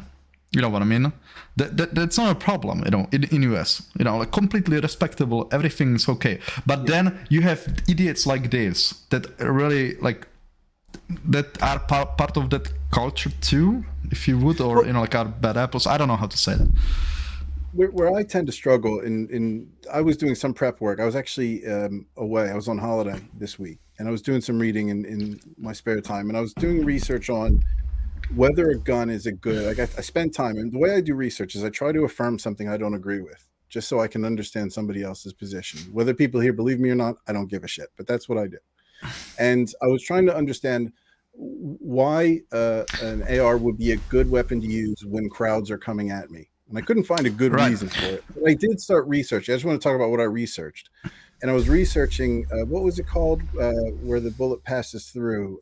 Over penetration. Over penetration. And I learned that actually the AR is probably one of the best rifles, or an AR of some sort, with combined with the right ammunition. Over penetration isn't an issue. So it's very unlikely you're going to shoot somebody and that bullet's going to go through. Fine. Not a problem. But when I was watching these videos, I was struggling with listening to people who've probably never been in a position to defend themselves with a gun or in a situation where it was life or death, talking about how much this bullet would damage somebody. It would, splay into this clover thing. And it was just very casual, talking about stopping power. And I really struggled with the casual way that people were talking. And I only have a problem because there's people that are watching that aren't going to go through the due diligence of learning how to respect or use the weapon a lot, more than 99%. Sorry, let me try to get this right. There's going to be a large percentage of people in America that think they understand guns who don't. They think they've watched the YouTube videos, they know good trigger control, all that shit. But at the end of the day, they don't. And they're talking about guns with stopping power as if it's, whatever. And we've seen even police right now freezing up in the US because it is scary when you're confronted by somebody with a gun, even when you have a gun. And that's where I feel like there's a lack of respect for the weapon and a lack of respect for that responsibility of having a weapon that has power over so many. I feel intimidated when I see somebody with an AR-15 walking around in public. I did a few times in America, and I thought, what the fuck? I'm not comfortable with this. I have a right to feel comfortable. Right. Okay. So I think like I believe We're like digressing. the just like I know like yes, and I think I understand are disconnected. Like, you are a humanist. Would that be wrong assessment? Let me Google that. So when you say humanist, what do you mean? And I'll show my hand as being highly uneducated. You value a human life, like as like over everything, and you have issues with basically hurting people even when it's necessary. No, No? not at all. No, I have no Okay. problem. If somebody comes after it. If I lived in America, I would probably own a handgun, and that's something I would have never have said before. It would be in my if I had a family. Sorry, if it was See, just my guys, wife. we're working. We created an Look, African order potential. If it was just my wife and I, and she's not watching this, so I can say this. I probably wouldn't have a gun because I can always remarry. It's not a big deal. But if let's say I had kids, kidding aside, I would consider having a gun, and I would be spending the better part of a couple months going to whatever course I could to learn how to manage, how to the different types of bullets I can get, how to store the gun, how to access the gun if I need it. I would be going to ranges and shooting, and I don't think the average American would do that. Because having a gun would scare the shit out of me to a degree. And I think when I used to build ropes courses and rock climbing walls, and we used to cut down trees with chainsaws. The people around me were scared of chainsaws who use them all the time, and there was respect. And they said, you need to go through a hell of a lot of training to use this chainsaw. You don't realize how dangerous it is. And I don't. That's the part of American gun culture, I think. And somebody said it. I am using the term American gun culture, and if that's incorrect, correct me on it. But in America, I don't feel like there's that respect that this is a dangerous weapon that has a lot of power over people. You have a lot of power over people, and I think that corrupts a bit. Okay, so first of all, I forgot to address that. Thank you guys for basically pointing this out to me about you feeling comfortable. You know what I mean? Like this is one of the things. It's very slippery slope. Like you are to feel comfortable. One of my friends, she's German, and she feels very uncomfortable also around guns and stuff like that. And even when a police officer is, for example, riding on on a bus next to her, she's very uncomfortable. So should the police stop carrying guns? You know what I mean? That's like that's a hyperbolic. What's the baseline of you feeling uncomfortable? Like how many people? You can't connect that with me because I didn't say that. That's what your friend said. I never said I was uncomfortable with police. No, I was basically saying I wanted to demonstrate that that everyone has a comfort level somewhere else, and so whose comfort level we would be relegating. What's the baseline? Okay, let me take it a step because I don't think comfort is the right word. I value my safety, and I think there's a line that we don't. So I think from my end, every conversation I've had with somebody who's into guns is less willing to give concessions than I am. I think that's been so far fairly categorical. Guns and gun owners are fairly faultless in those conversations. Again, I'm being slightly hyperbolic, but to a degree, that's kind of what I've run into. I've yet to run into any concessions, with the exception of Johnny on the last time we were on said that he's starting to think that 21-year-olds shouldn't have ARs. I think he said that. Johnny, correct me if I'm wrong on that. Do you remember him saying that logical, or am I making shit up? I'm honestly not sure. I apologize. Let's just assume he said sure. it, and I'm sure he'll be fine with that. Sure. But where was I going with this? It's my dementia here. But okay, so the problem isn't about feeling safe. I think there's a distinction between actually being safe in a country, and in the U.S., there's. I believe, and the data backs up, that I am more likely to be shot walking into a convenience store. And I'm uncomfortable with that. And I'm uncomfortable with the fact that it's so easy to get a gun that I have no way of discerning what degree this person who has the gun, what training they have to be able to safely maneuver it in my presence. That is something I think I have every right to be concerned about. And given the number of people that are dying based on guns, that is an infringement on First Amendment rights. If you're dead, that is a problem. And I think there's not a lot of evidence to say that guns have saved people more than they've dispatched people. And that is an arguable point either way. Well, the issue is, guns plenty have of saved. times look, plenty of I know what you wanted to say, that plenty of times guns have saved people. Is that correct? No doubt, there's plenty of times guns have Okay. saved people. I just don't believe that overwhelmingly. I don't think there's anything out there to determine that. You know what? Guns have saved more people than they've taken out unjustly. Okay, so first of all, in the U.S. let me specify. Sure. Yeah. First of all, there is actually, I believe, CDC did study Center that disease controls. Yeah, I've read the stats that they've plenty of plenty of defensive uses. Now, the problem is there is many circumstances where gun will save a life. For example, to scare a bad guy away, you know what I mean, a rapist, mugger, right? It will not make any statistics. Yeah. There is a famous study though that studied that. So it was in 1980 something. It was done by not an anti-gun, but somebody who wasn't a gun advocate, and it's a well documented study, and it was a very good study where they had a random set of calls to millions of people in the U.S. and they asked questions to determine whether a gun saved their life or not. Now, there was something like the number that the study came up with. It was something like 2 million a year. But that study was based on people's interpretation of whether the gun saved their life. So you could get somebody in the backwoods who is scared of black people, and a black person stopped and looked in their mailbox. They may say, my life was in threat, so I stood outside with my gun and they ran off. So it was very difficult to get conclusions from that. Right. You finished, by the way? I hope I didn't interrupt you with that. No, that's okay. That's all right. No. I was just, I wanted to comment, that's a nice dream, to have, Neil. And the second point that I wanted to make, it is, in the end, I don't care that other people, ultimately, this is when you go to the absolute baseline of instinct, philosophy, whatever, you know what I mean? I obviously care that other people are getting shot, but I value my life more than the lives of others. If I can have a gun to protect my life, you know what I mean? And even if it costs the lives of others, it is a trade-off, I'm willing to take. That is, mindset. And by the way, this is also, if we could, spiral back to the Kenosha riots and stuff like that, to Kyle, that is basically the mindset, that I have, if riots would be happening in my city, I don't care that you might die, that you potentially might die, you rioter. I'm defending my city. That is a higher priority for me than that.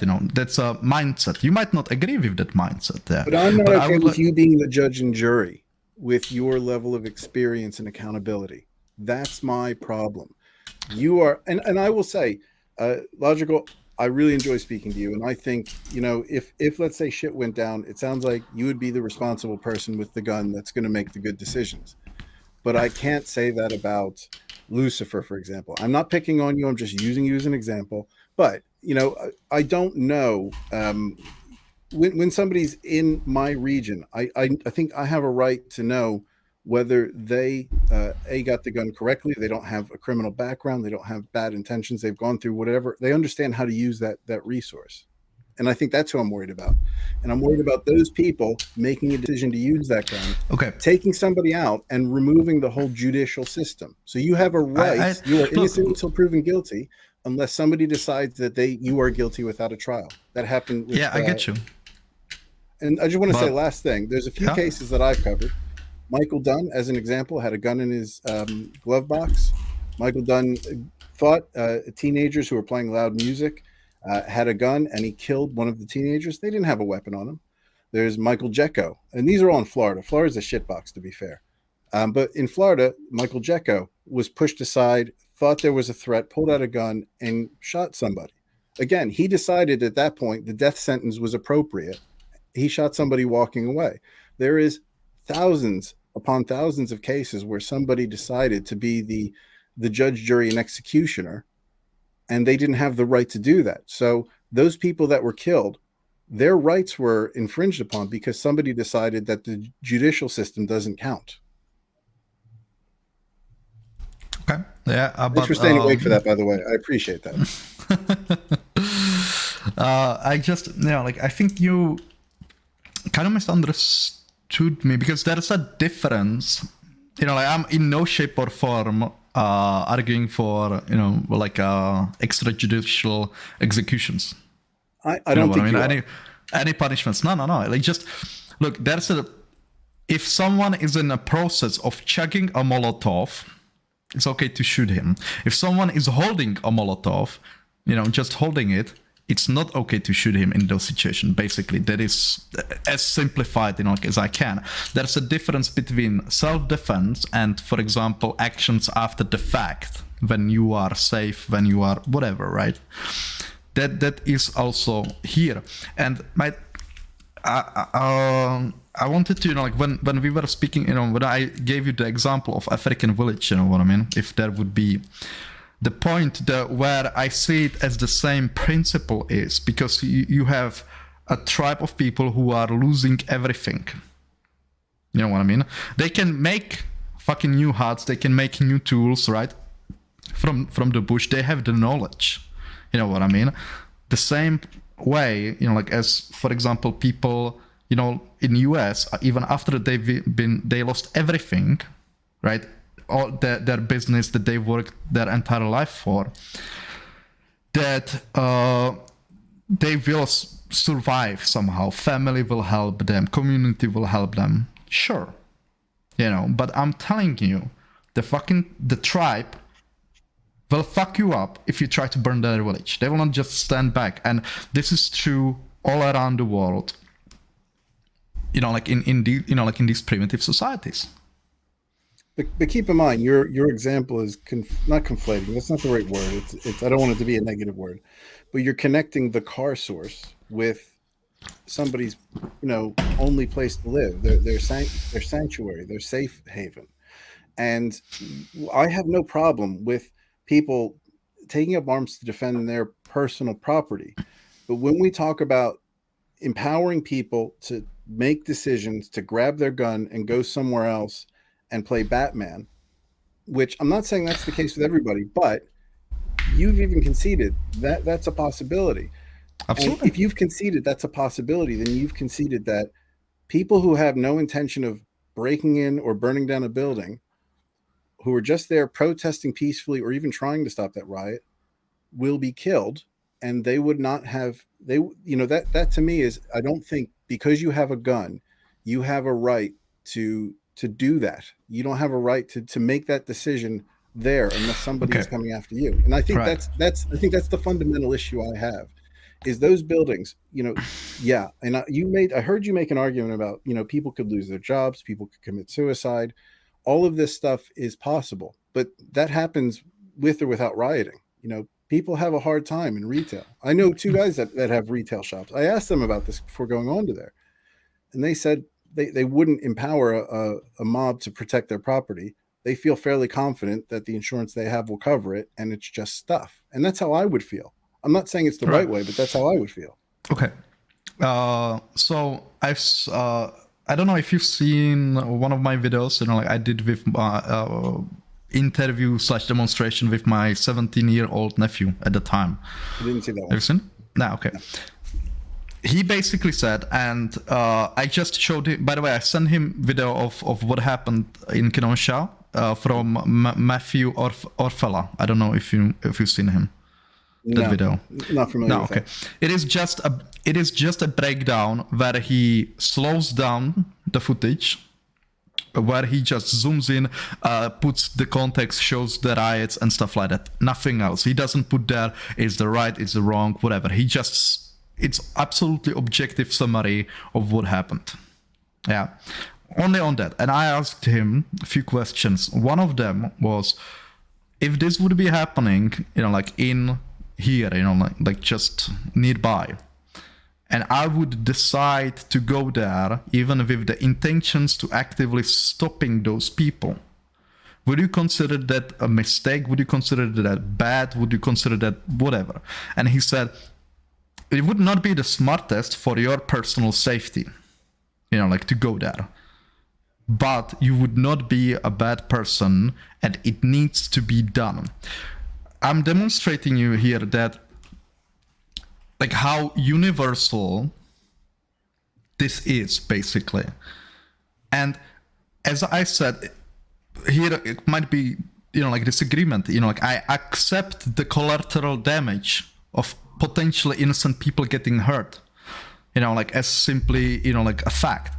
But, like I would also like to say that I'm like, if you are in a riot, even as an innocent person, minus a reporter, minus a journalist, and you either try to, like join up with the militia to try to stop those people, like if you said, like there could be innocent protesters trying to stop the riots, or you get the fuck out of there. Because you must, look, a riot by its definition is not peace.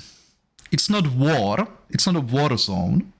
But it's by definition not peace. It's somewhere in between. And shit will go down. People will get hurt. That's just how it goes. And you cannot stop it. Like the call to arms by Kenosha, vast majority of people there that turned out to be the case for Kyle and for many more, they had no idea what Kenosha Guard was. They just turned out spontaneously. You cannot stop it. It is simply, I don't know, almost natural law, or basically, like instinctual. It's part of a human nature. And I just want to point out, like there's plenty of people that simply cannot understand that. And this is, by the way, in no way shaming you or anything like that. Yeah, I'm not ashamed about you. No. Honest question: do you love your country to such a degree that you would be willing to put your life down for it? But what you're asking me to answer is in no way related to the example you've given. No, okay. So I want to make sure that if you're asking me to answer a question, and this to me is a bit of a gotcha, and I know that's not the case. No. That sounds like a gotcha question. I got you. Yeah. because what you're talking about, to die for my country, you're saying that let's go way on the deep end here of what could happen. Kenosha burns down. You are saying nothing happens to fix that. There's nothing that happens as part of a democracy, as part of the greatest country in this world, can do nothing about it, but we need to get Jim Bob and his militia buddies to sort it out for us. I don't understand why that is something we want to encourage or empower. I feel like the thing we're missing here is the way that you communicate this, the way that you if let's say I was in government, let's say I was lucky enough to be President Logical in this instance, any support I would give to the Kenosha militia is asking for trouble, because we have no qualifiers, no confirmation that these people are there for the right thing. And we can't say everything went pretty la-di-da with the exception of Kyle Rittenhouse, so therefore it's going to work all the time. There are thousands of examples where people have empowered themselves with a gun to shoot somebody and were wrong, police included. And the police at least have accountability.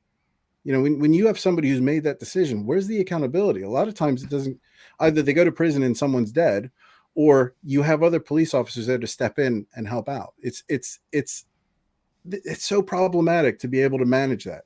In principle, what you're saying makes sense. And yes, it works.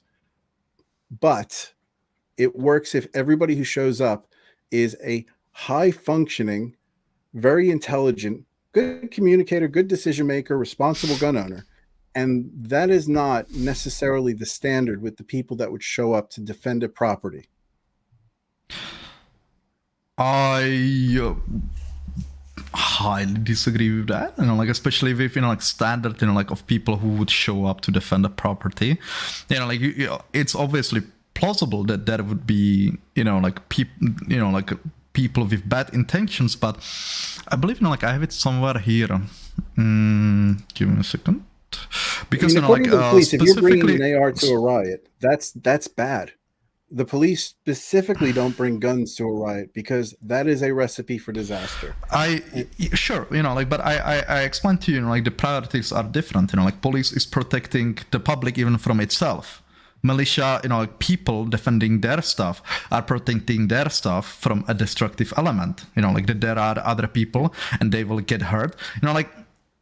Look, simply put, if people, even innocent people,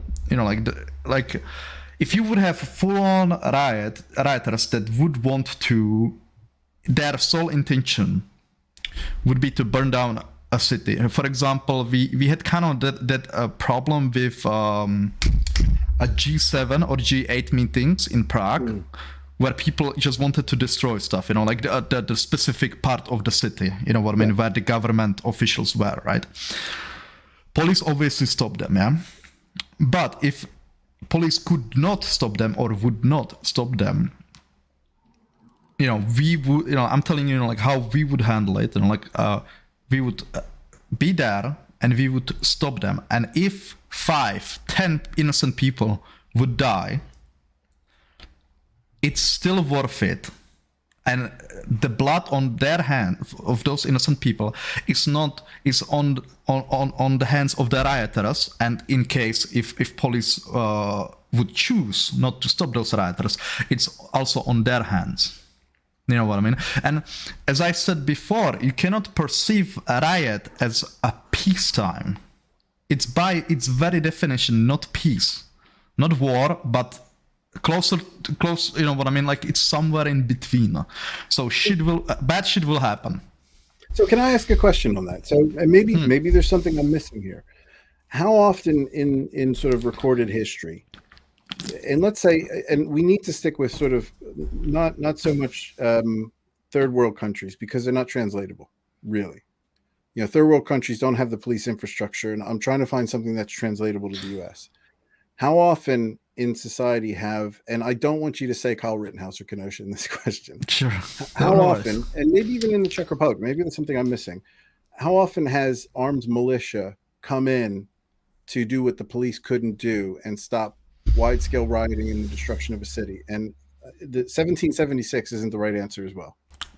Because that's a different topic. Right.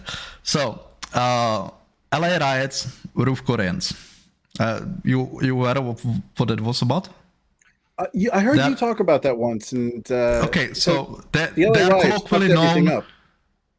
They are colloquially known as roof Koreans. Those were Korean store owners, and not only like directly those owners, but their extended family, community, and stuff like that. During the riots, Korean community was heavily targeted, by the words of some of the geniuses there, like that, were giving interviews. Hey, we burned that shit down to the ground. It was because the Koreans were looking down on the black community, and they would not give them jobs and blah. You know what I mean? Like. Fucking Christ, whatever. However, the people, like Koreans came together. They had experiences, like a lot of them from mandatory service in military in Korea. And they organized, they took their weapons, took positions on their roofs, and were defending, like with their firearms, their neighborhood. And it absolutely worked, you know what I mean? Those parts that were protected were not burned down to the ground. So that's not a militia. I mean? That's not an external militia that's coming to protect them. They were protecting. There is a fundamental difference in a militia, people that showed up based on a Facebook call to action, than people that are protecting their own properties. Okay. So, as I said, already, you must account for the fact that what happened in Kenosha, that vast majority of those armed individuals were not responding to the Facebook, to the Facebook post by Kevin Matthewson. By the way, he, I talked with him a few times too. I bet, he would be more than happy to talk to you, about it. He seems like an interesting guy. He comes across well in interviews. Yeah, for example, Carl and Dominic Black, they did not respond to this post, not neither, Ryan Balch nor Granbo, so that's the first one, and the second one, does it fucking matter, if it's, militia or just people, because, what is a militia? Militia is a group of people that get together to protect, with force, potentially fight with force what is there. It doesn't matter, like how they are organized, if they are officially organized or if they just get together. There's a synonym that we use for militia, and I bet you have it too, home guard. Yeah. It's less threatening. I don't know why it's not being used more. But you know what I mean? It doesn't matter, like in the end, how people get organized, how they get together. You think, Tam, can't with this guy. Tam, just open your heart. Just open your heart. It'll be okay. You don't see a fundamental difference, though, in people that had no connection with the car source outside of wanting to do good, rocking up versus people protecting their own businesses on their rooftops. To me, there's a massive fundamental difference in if President Logical is speaking, I totally have no problem with people defending their property, but President Logical then can't say that same thing to a bunch of external people coming in to be do-gooders.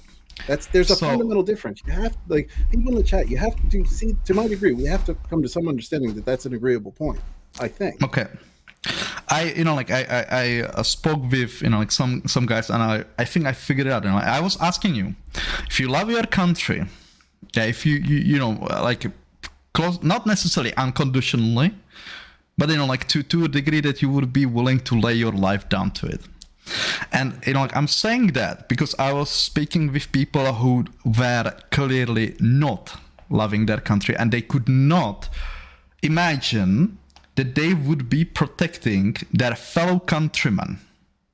For me, it's not, that's not a matter of a question. I couldn't understand that, by the way, position first.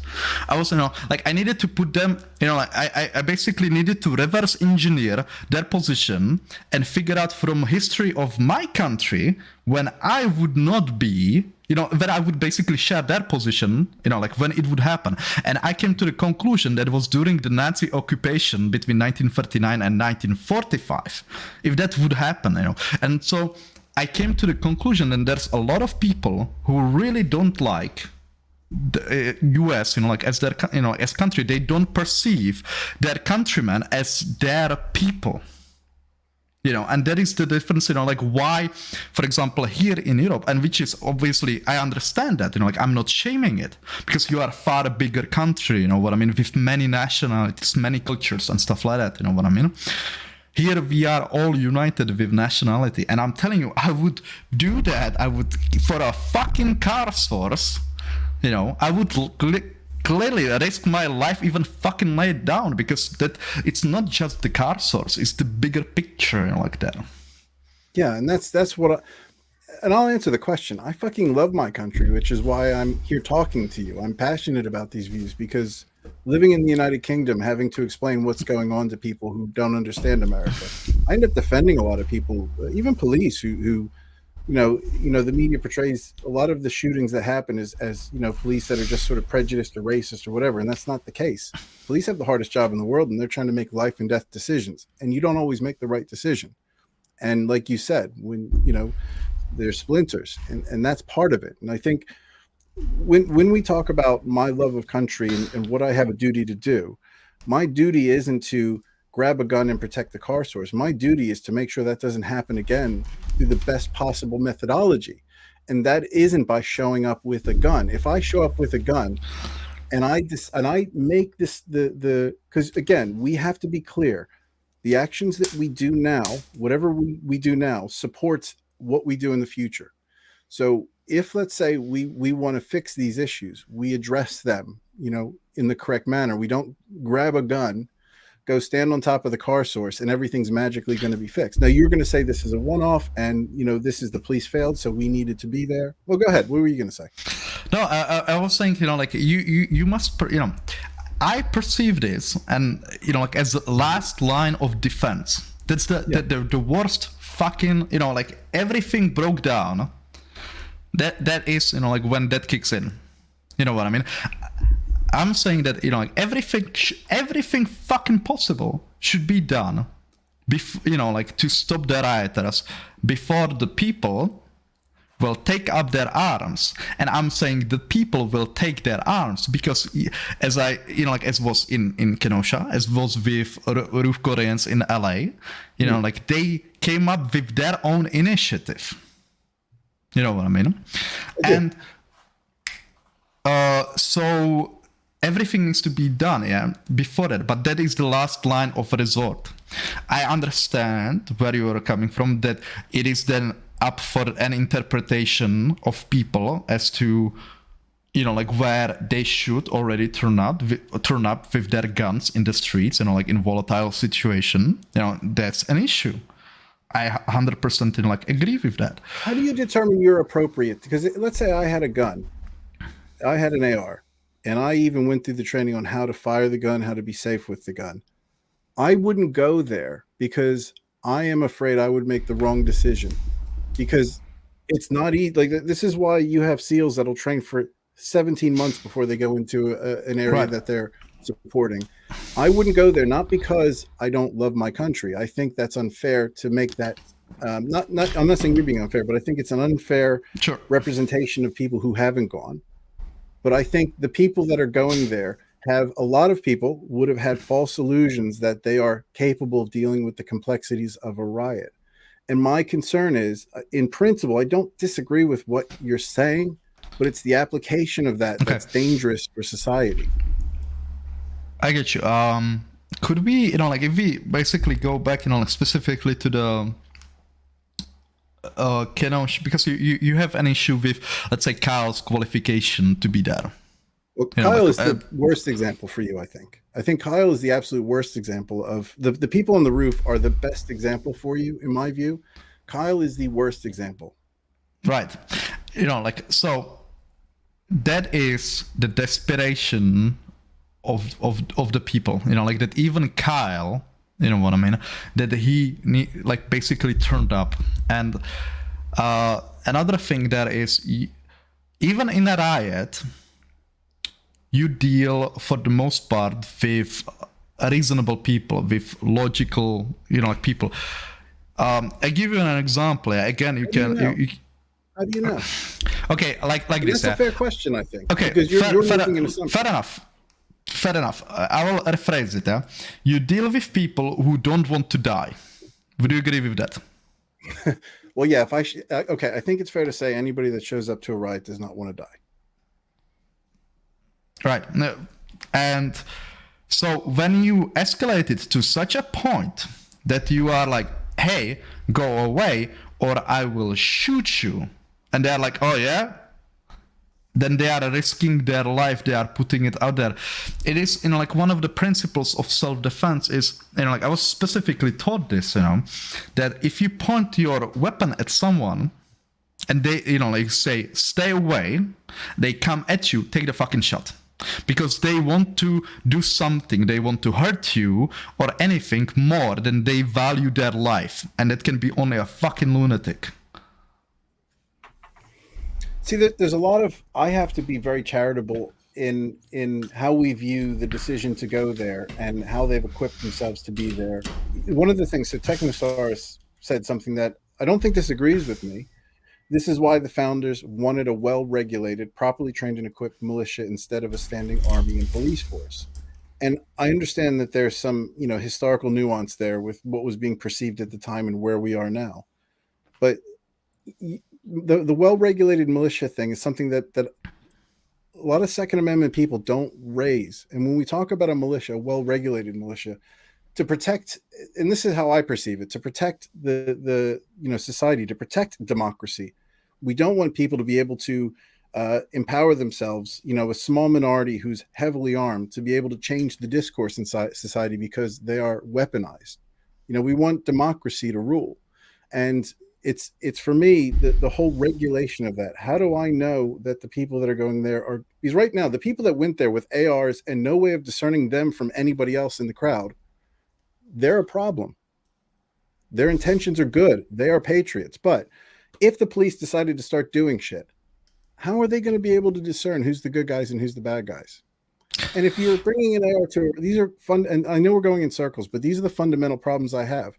If everybody is perfect who shows up, then and is trained or capable of making those decisions in what is something that takes police multiple years to learn how to deal with, and in an organized fashion. I don't understand how incentivizing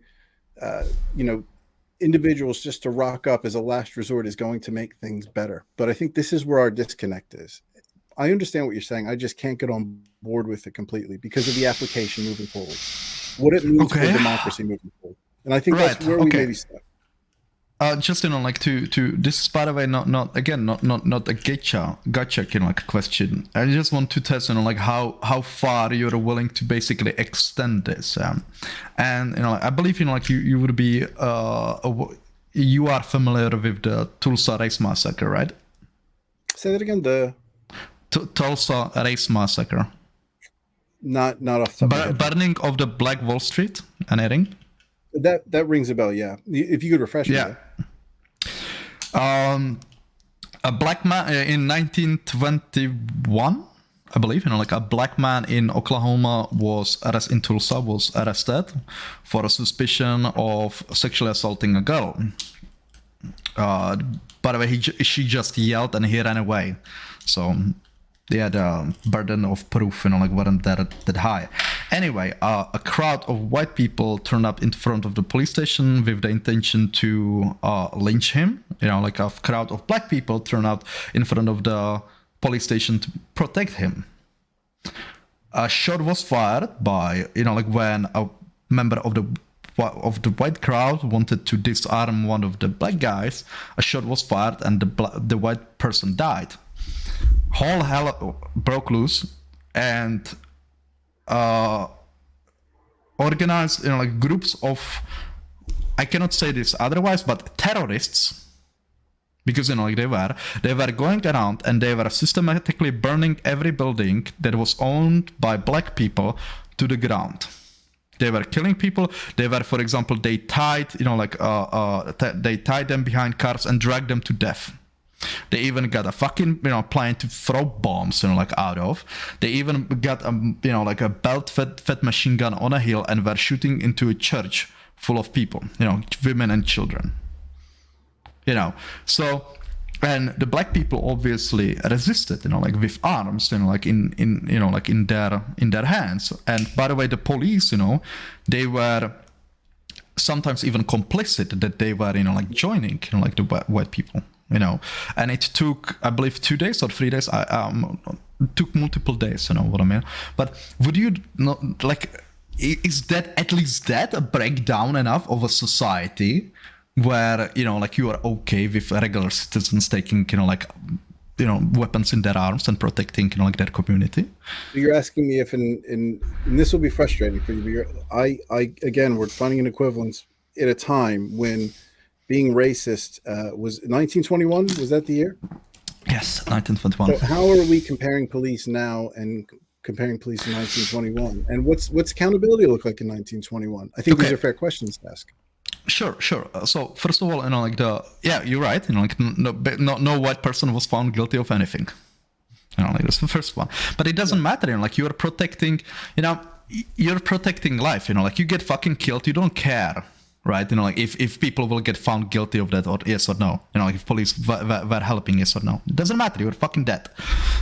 If everything that you own is burned down to the ground, you don't care that the person is found guilty. You know what I mean? It doesn't matter. And in Kenosha, by the way, to this day, at least as far as I know, not a single person from the rioters was found guilty of anything. Mm-hmm. That's I think exception. I think with Gage Gross, regarding the firearm or drunk driving. I forgot. And Mr. was illegal for him. And Mr. Ziminski, those are the only exception as far as I know. So vast majority of the people, there's a similarity. Those Antifa assholes, that had, masks and stuff like that, they weren't held accountable as well, as in, Tulsa. Another similarity is that the police, sure, they joined in, but then, does it fucking matter if they join in or just stand by, as happened in Kenosha? One way or the other, you end up with burned city. By the way, I just so you understand, I'm not, matching, the severity. The severity is obviously different, between those two examples. Yeah. But the principle is, for me, the same. The difference being, so the difference being for me is, so just because the protesters weren't held accountable, to me that doesn't that conflates the issue that we're talking about. Police, police do things wrong, therefore this is this is the conclusion, this is the answer. And I think the only thing I'm asking for you or anybody to understand as far as my position, and this is where maybe I need you to be charitable with me, is understanding that I completely understand your position. I have an issue with the application of that position safely. And part of what democracy offers me is it affords me a level of protection as a citizen. And that protection includes due process. When you allow people to empower themselves to be those decision makers as part of due process, that's a problem. And I don't know that Okay. and for me, you can't say that this is an example of why we need people to empower themselves to protect property when they perceive the police to not be able to, because it's that the devil is in the detail when you're dealing with life and death consequences, and you're empowering people who aren't capable to necessarily make those decisions. And one of the things Lucifer said, I think, in one of the comments, I'm assuming everyone is perfect. That's my problem on the other side of the coin. I think you're assuming, not you personally, but anybody who's, let's say, thinking I'm wrong, you're assuming everybody who's showing up is perfect. And that's the problem. Those are the people that are going to become the judge. Those are the people that are going to make a determination as to what action they take, independent of all of the infrastructure we've set up to keep us safe. Okay, And I'll tell you this. There is a way how to regulate this, and that is the law still applies even in those situations. So if you have a person, right, like who shoots, if you have a militia member that shoots who we perceive as a rioter, but the rioter is just walking on a street, like he will be, like, I'm sorry, that is unjust killing. You know what I mean? Like for the vast majority. I would make the distinction that it would be okay in Tulsa because the severity is there completely off the scale, just to be clear. Yeah? Yeah. But in Kenosha, for example, that is an unjust killing. And that person will be then held accountable, like in the like with prosecutors, like judges and stuff like that. So that is already the regulation. You know what I mean? That if those people, they make bad decisions, that they will be held accountable for them. Yeah. As you're saying it, it's made me think of one thing, and I will need to wrap up soon because my wife is going to kick the shit out of me. She may buy a gun. There's one thing that occurs to me listening to this, and I think for me, the closest I can get to middle ground, and it was something that you and I think Johnny Walker had mentioned on one of the shows that you were doing. I pretty much listened to the ones that you guys have done together because it was always Kyle Rittenhouse, and I think you three were always in on those. When we talk about, wanting, let's say, some sort of the National Guard or National Service or something to that effect, in my view, there needs to be more funding, more going towards incentivizing people to join, let's say, a National Guard that's got more power with the people, something that the government can help to regulate to a degree, but can act as that fail-safe point. I would feel better about that because you have people that can take action with the appropriate weapons, the appropriate training to go in and deputize themselves when the police aren't able to. I just don't like the idea of random people being able to do that. That's just something it's a bridge I'm not going to be able to cross. Absolutely, like understand that, like that you are worried. You know what I mean? Sure, bad apples and stuff I'm not like worried. that. I think it's fundamentally wrong. Somebody can make a determination so fundamentally wrong. You have to accept. I have to accept for me to buy into this idea that a last resort somebody comes in. I have to buy in that those people that are coming in are actually aware that it is actually the last resort. So when we accept this as behavior in society, we're incentivizing people who maybe aren't intelligent enough to understand when it's appropriate.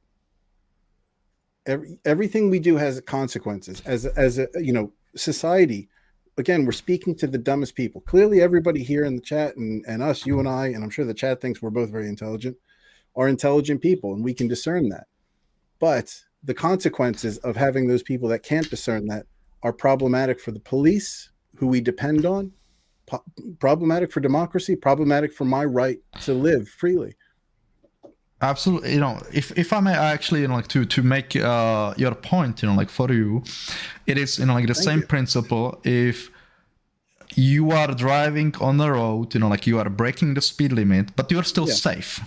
You're still completely safe. You are a good enough driver to drive through, like there safely, but you still will get the ticket because you cannot be the, like the police needs to set, they need to be basically taking the worst denominator, like the other people that have driving license that, for example, are not as skilled. If they would make the decision, like to drive there like over the speed limit, it would result in an accident.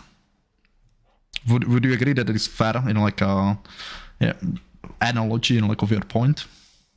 So accidents happen and we accept that, I guess. Is that no. I'll say that again.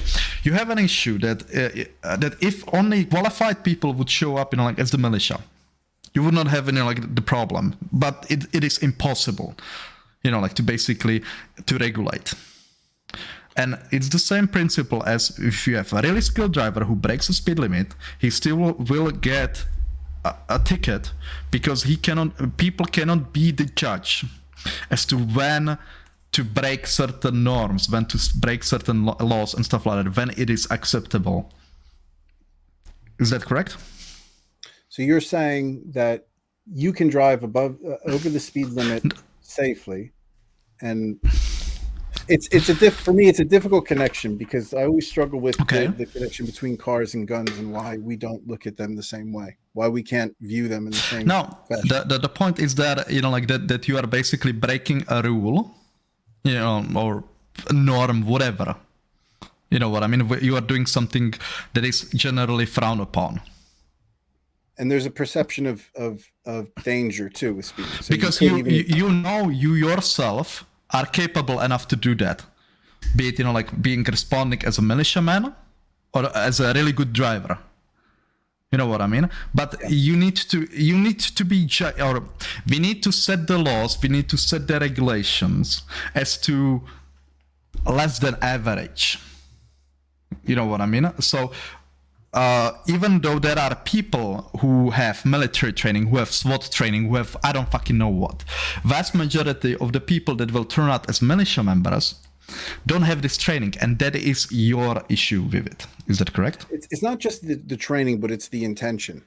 So by us, if you think about it from a messaging standpoint, and this is the fundamental piece. Training is a smaller part of it, but let me correct. I'd say training is half of it.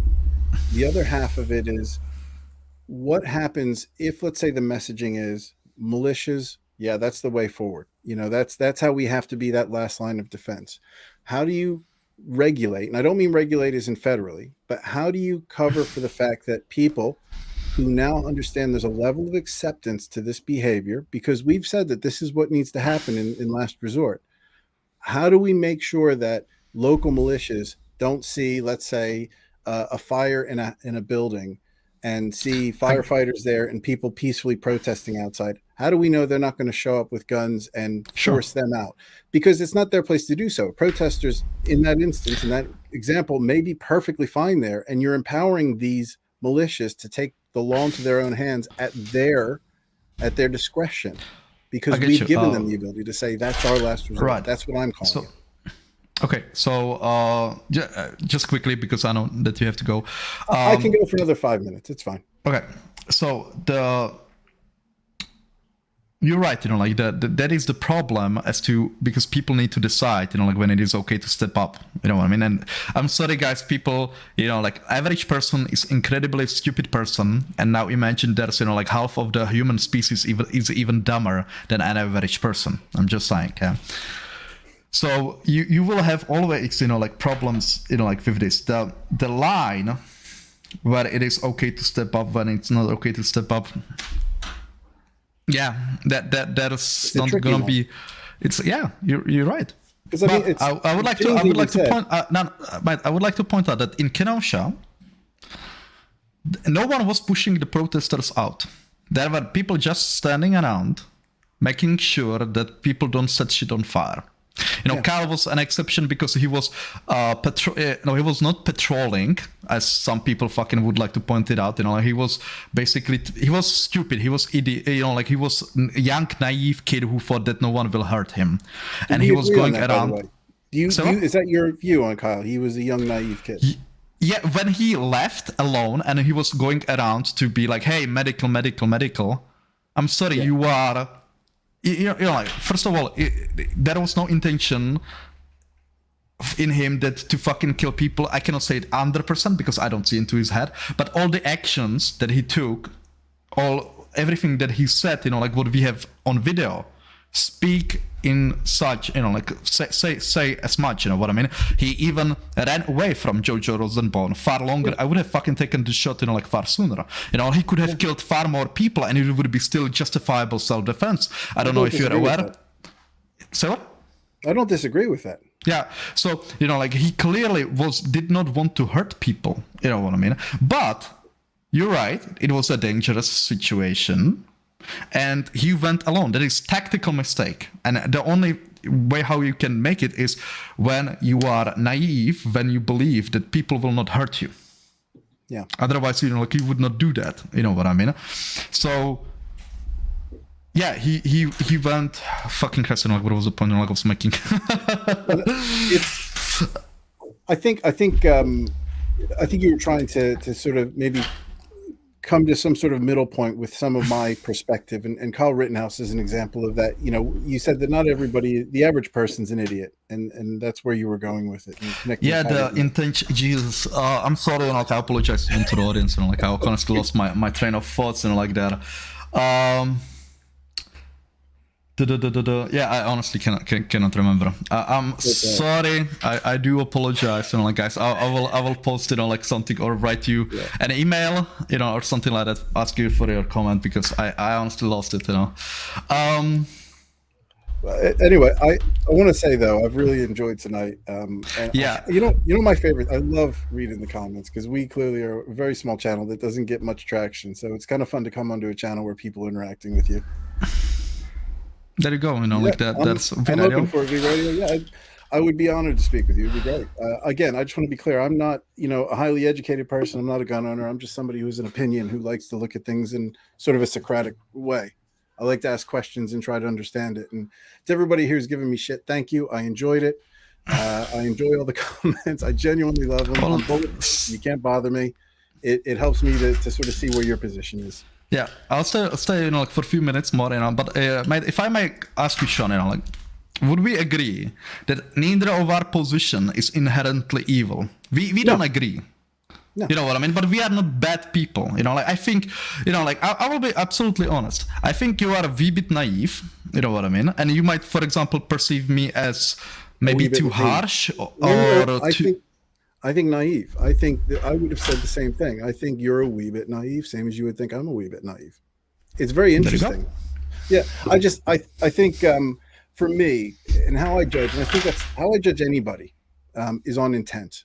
So if somebody's a complete asshole, I don't judge them on the words they say. It's what was their intention when they said it. So like everybody here in the chat, they clearly love everything I'm saying, but they're not communicating that in a specific way. And I think their intent is to like what I'm saying, but they just can't, you know, put the words together. Right. It's having fun. Sorry. I was just, you know, like asking that because plenty of people, you know, like the issue is that generally people on the left in the US, and I hate talking politics and stuff like that, but they perceive, you know, like this position, you know what I mean, that Carl should have been there. You know what I mean? As inherently evil. No, and that's ridiculous. I've been on this, you know, like for 3 years now. I'm telling you, you know, like how, you know, like I was called, you know, so many names when I just said he was defending his people. Oh no, you know, yeah, and even when no doubt he went there he was a dreamy 17-year-old who just like he had this vision in his head of how this was going to go. He was going to be going in there, EMT. He gets to wear his AR. That's fucking cool. I get to take my tool, go in there. I get to save people, not realizing there was some serious shit going down and some people that weren't afraid of Venom's AR. He was a weak person that they picked out. I remember the point, like I'll finish it quickly, Yes. Sorry.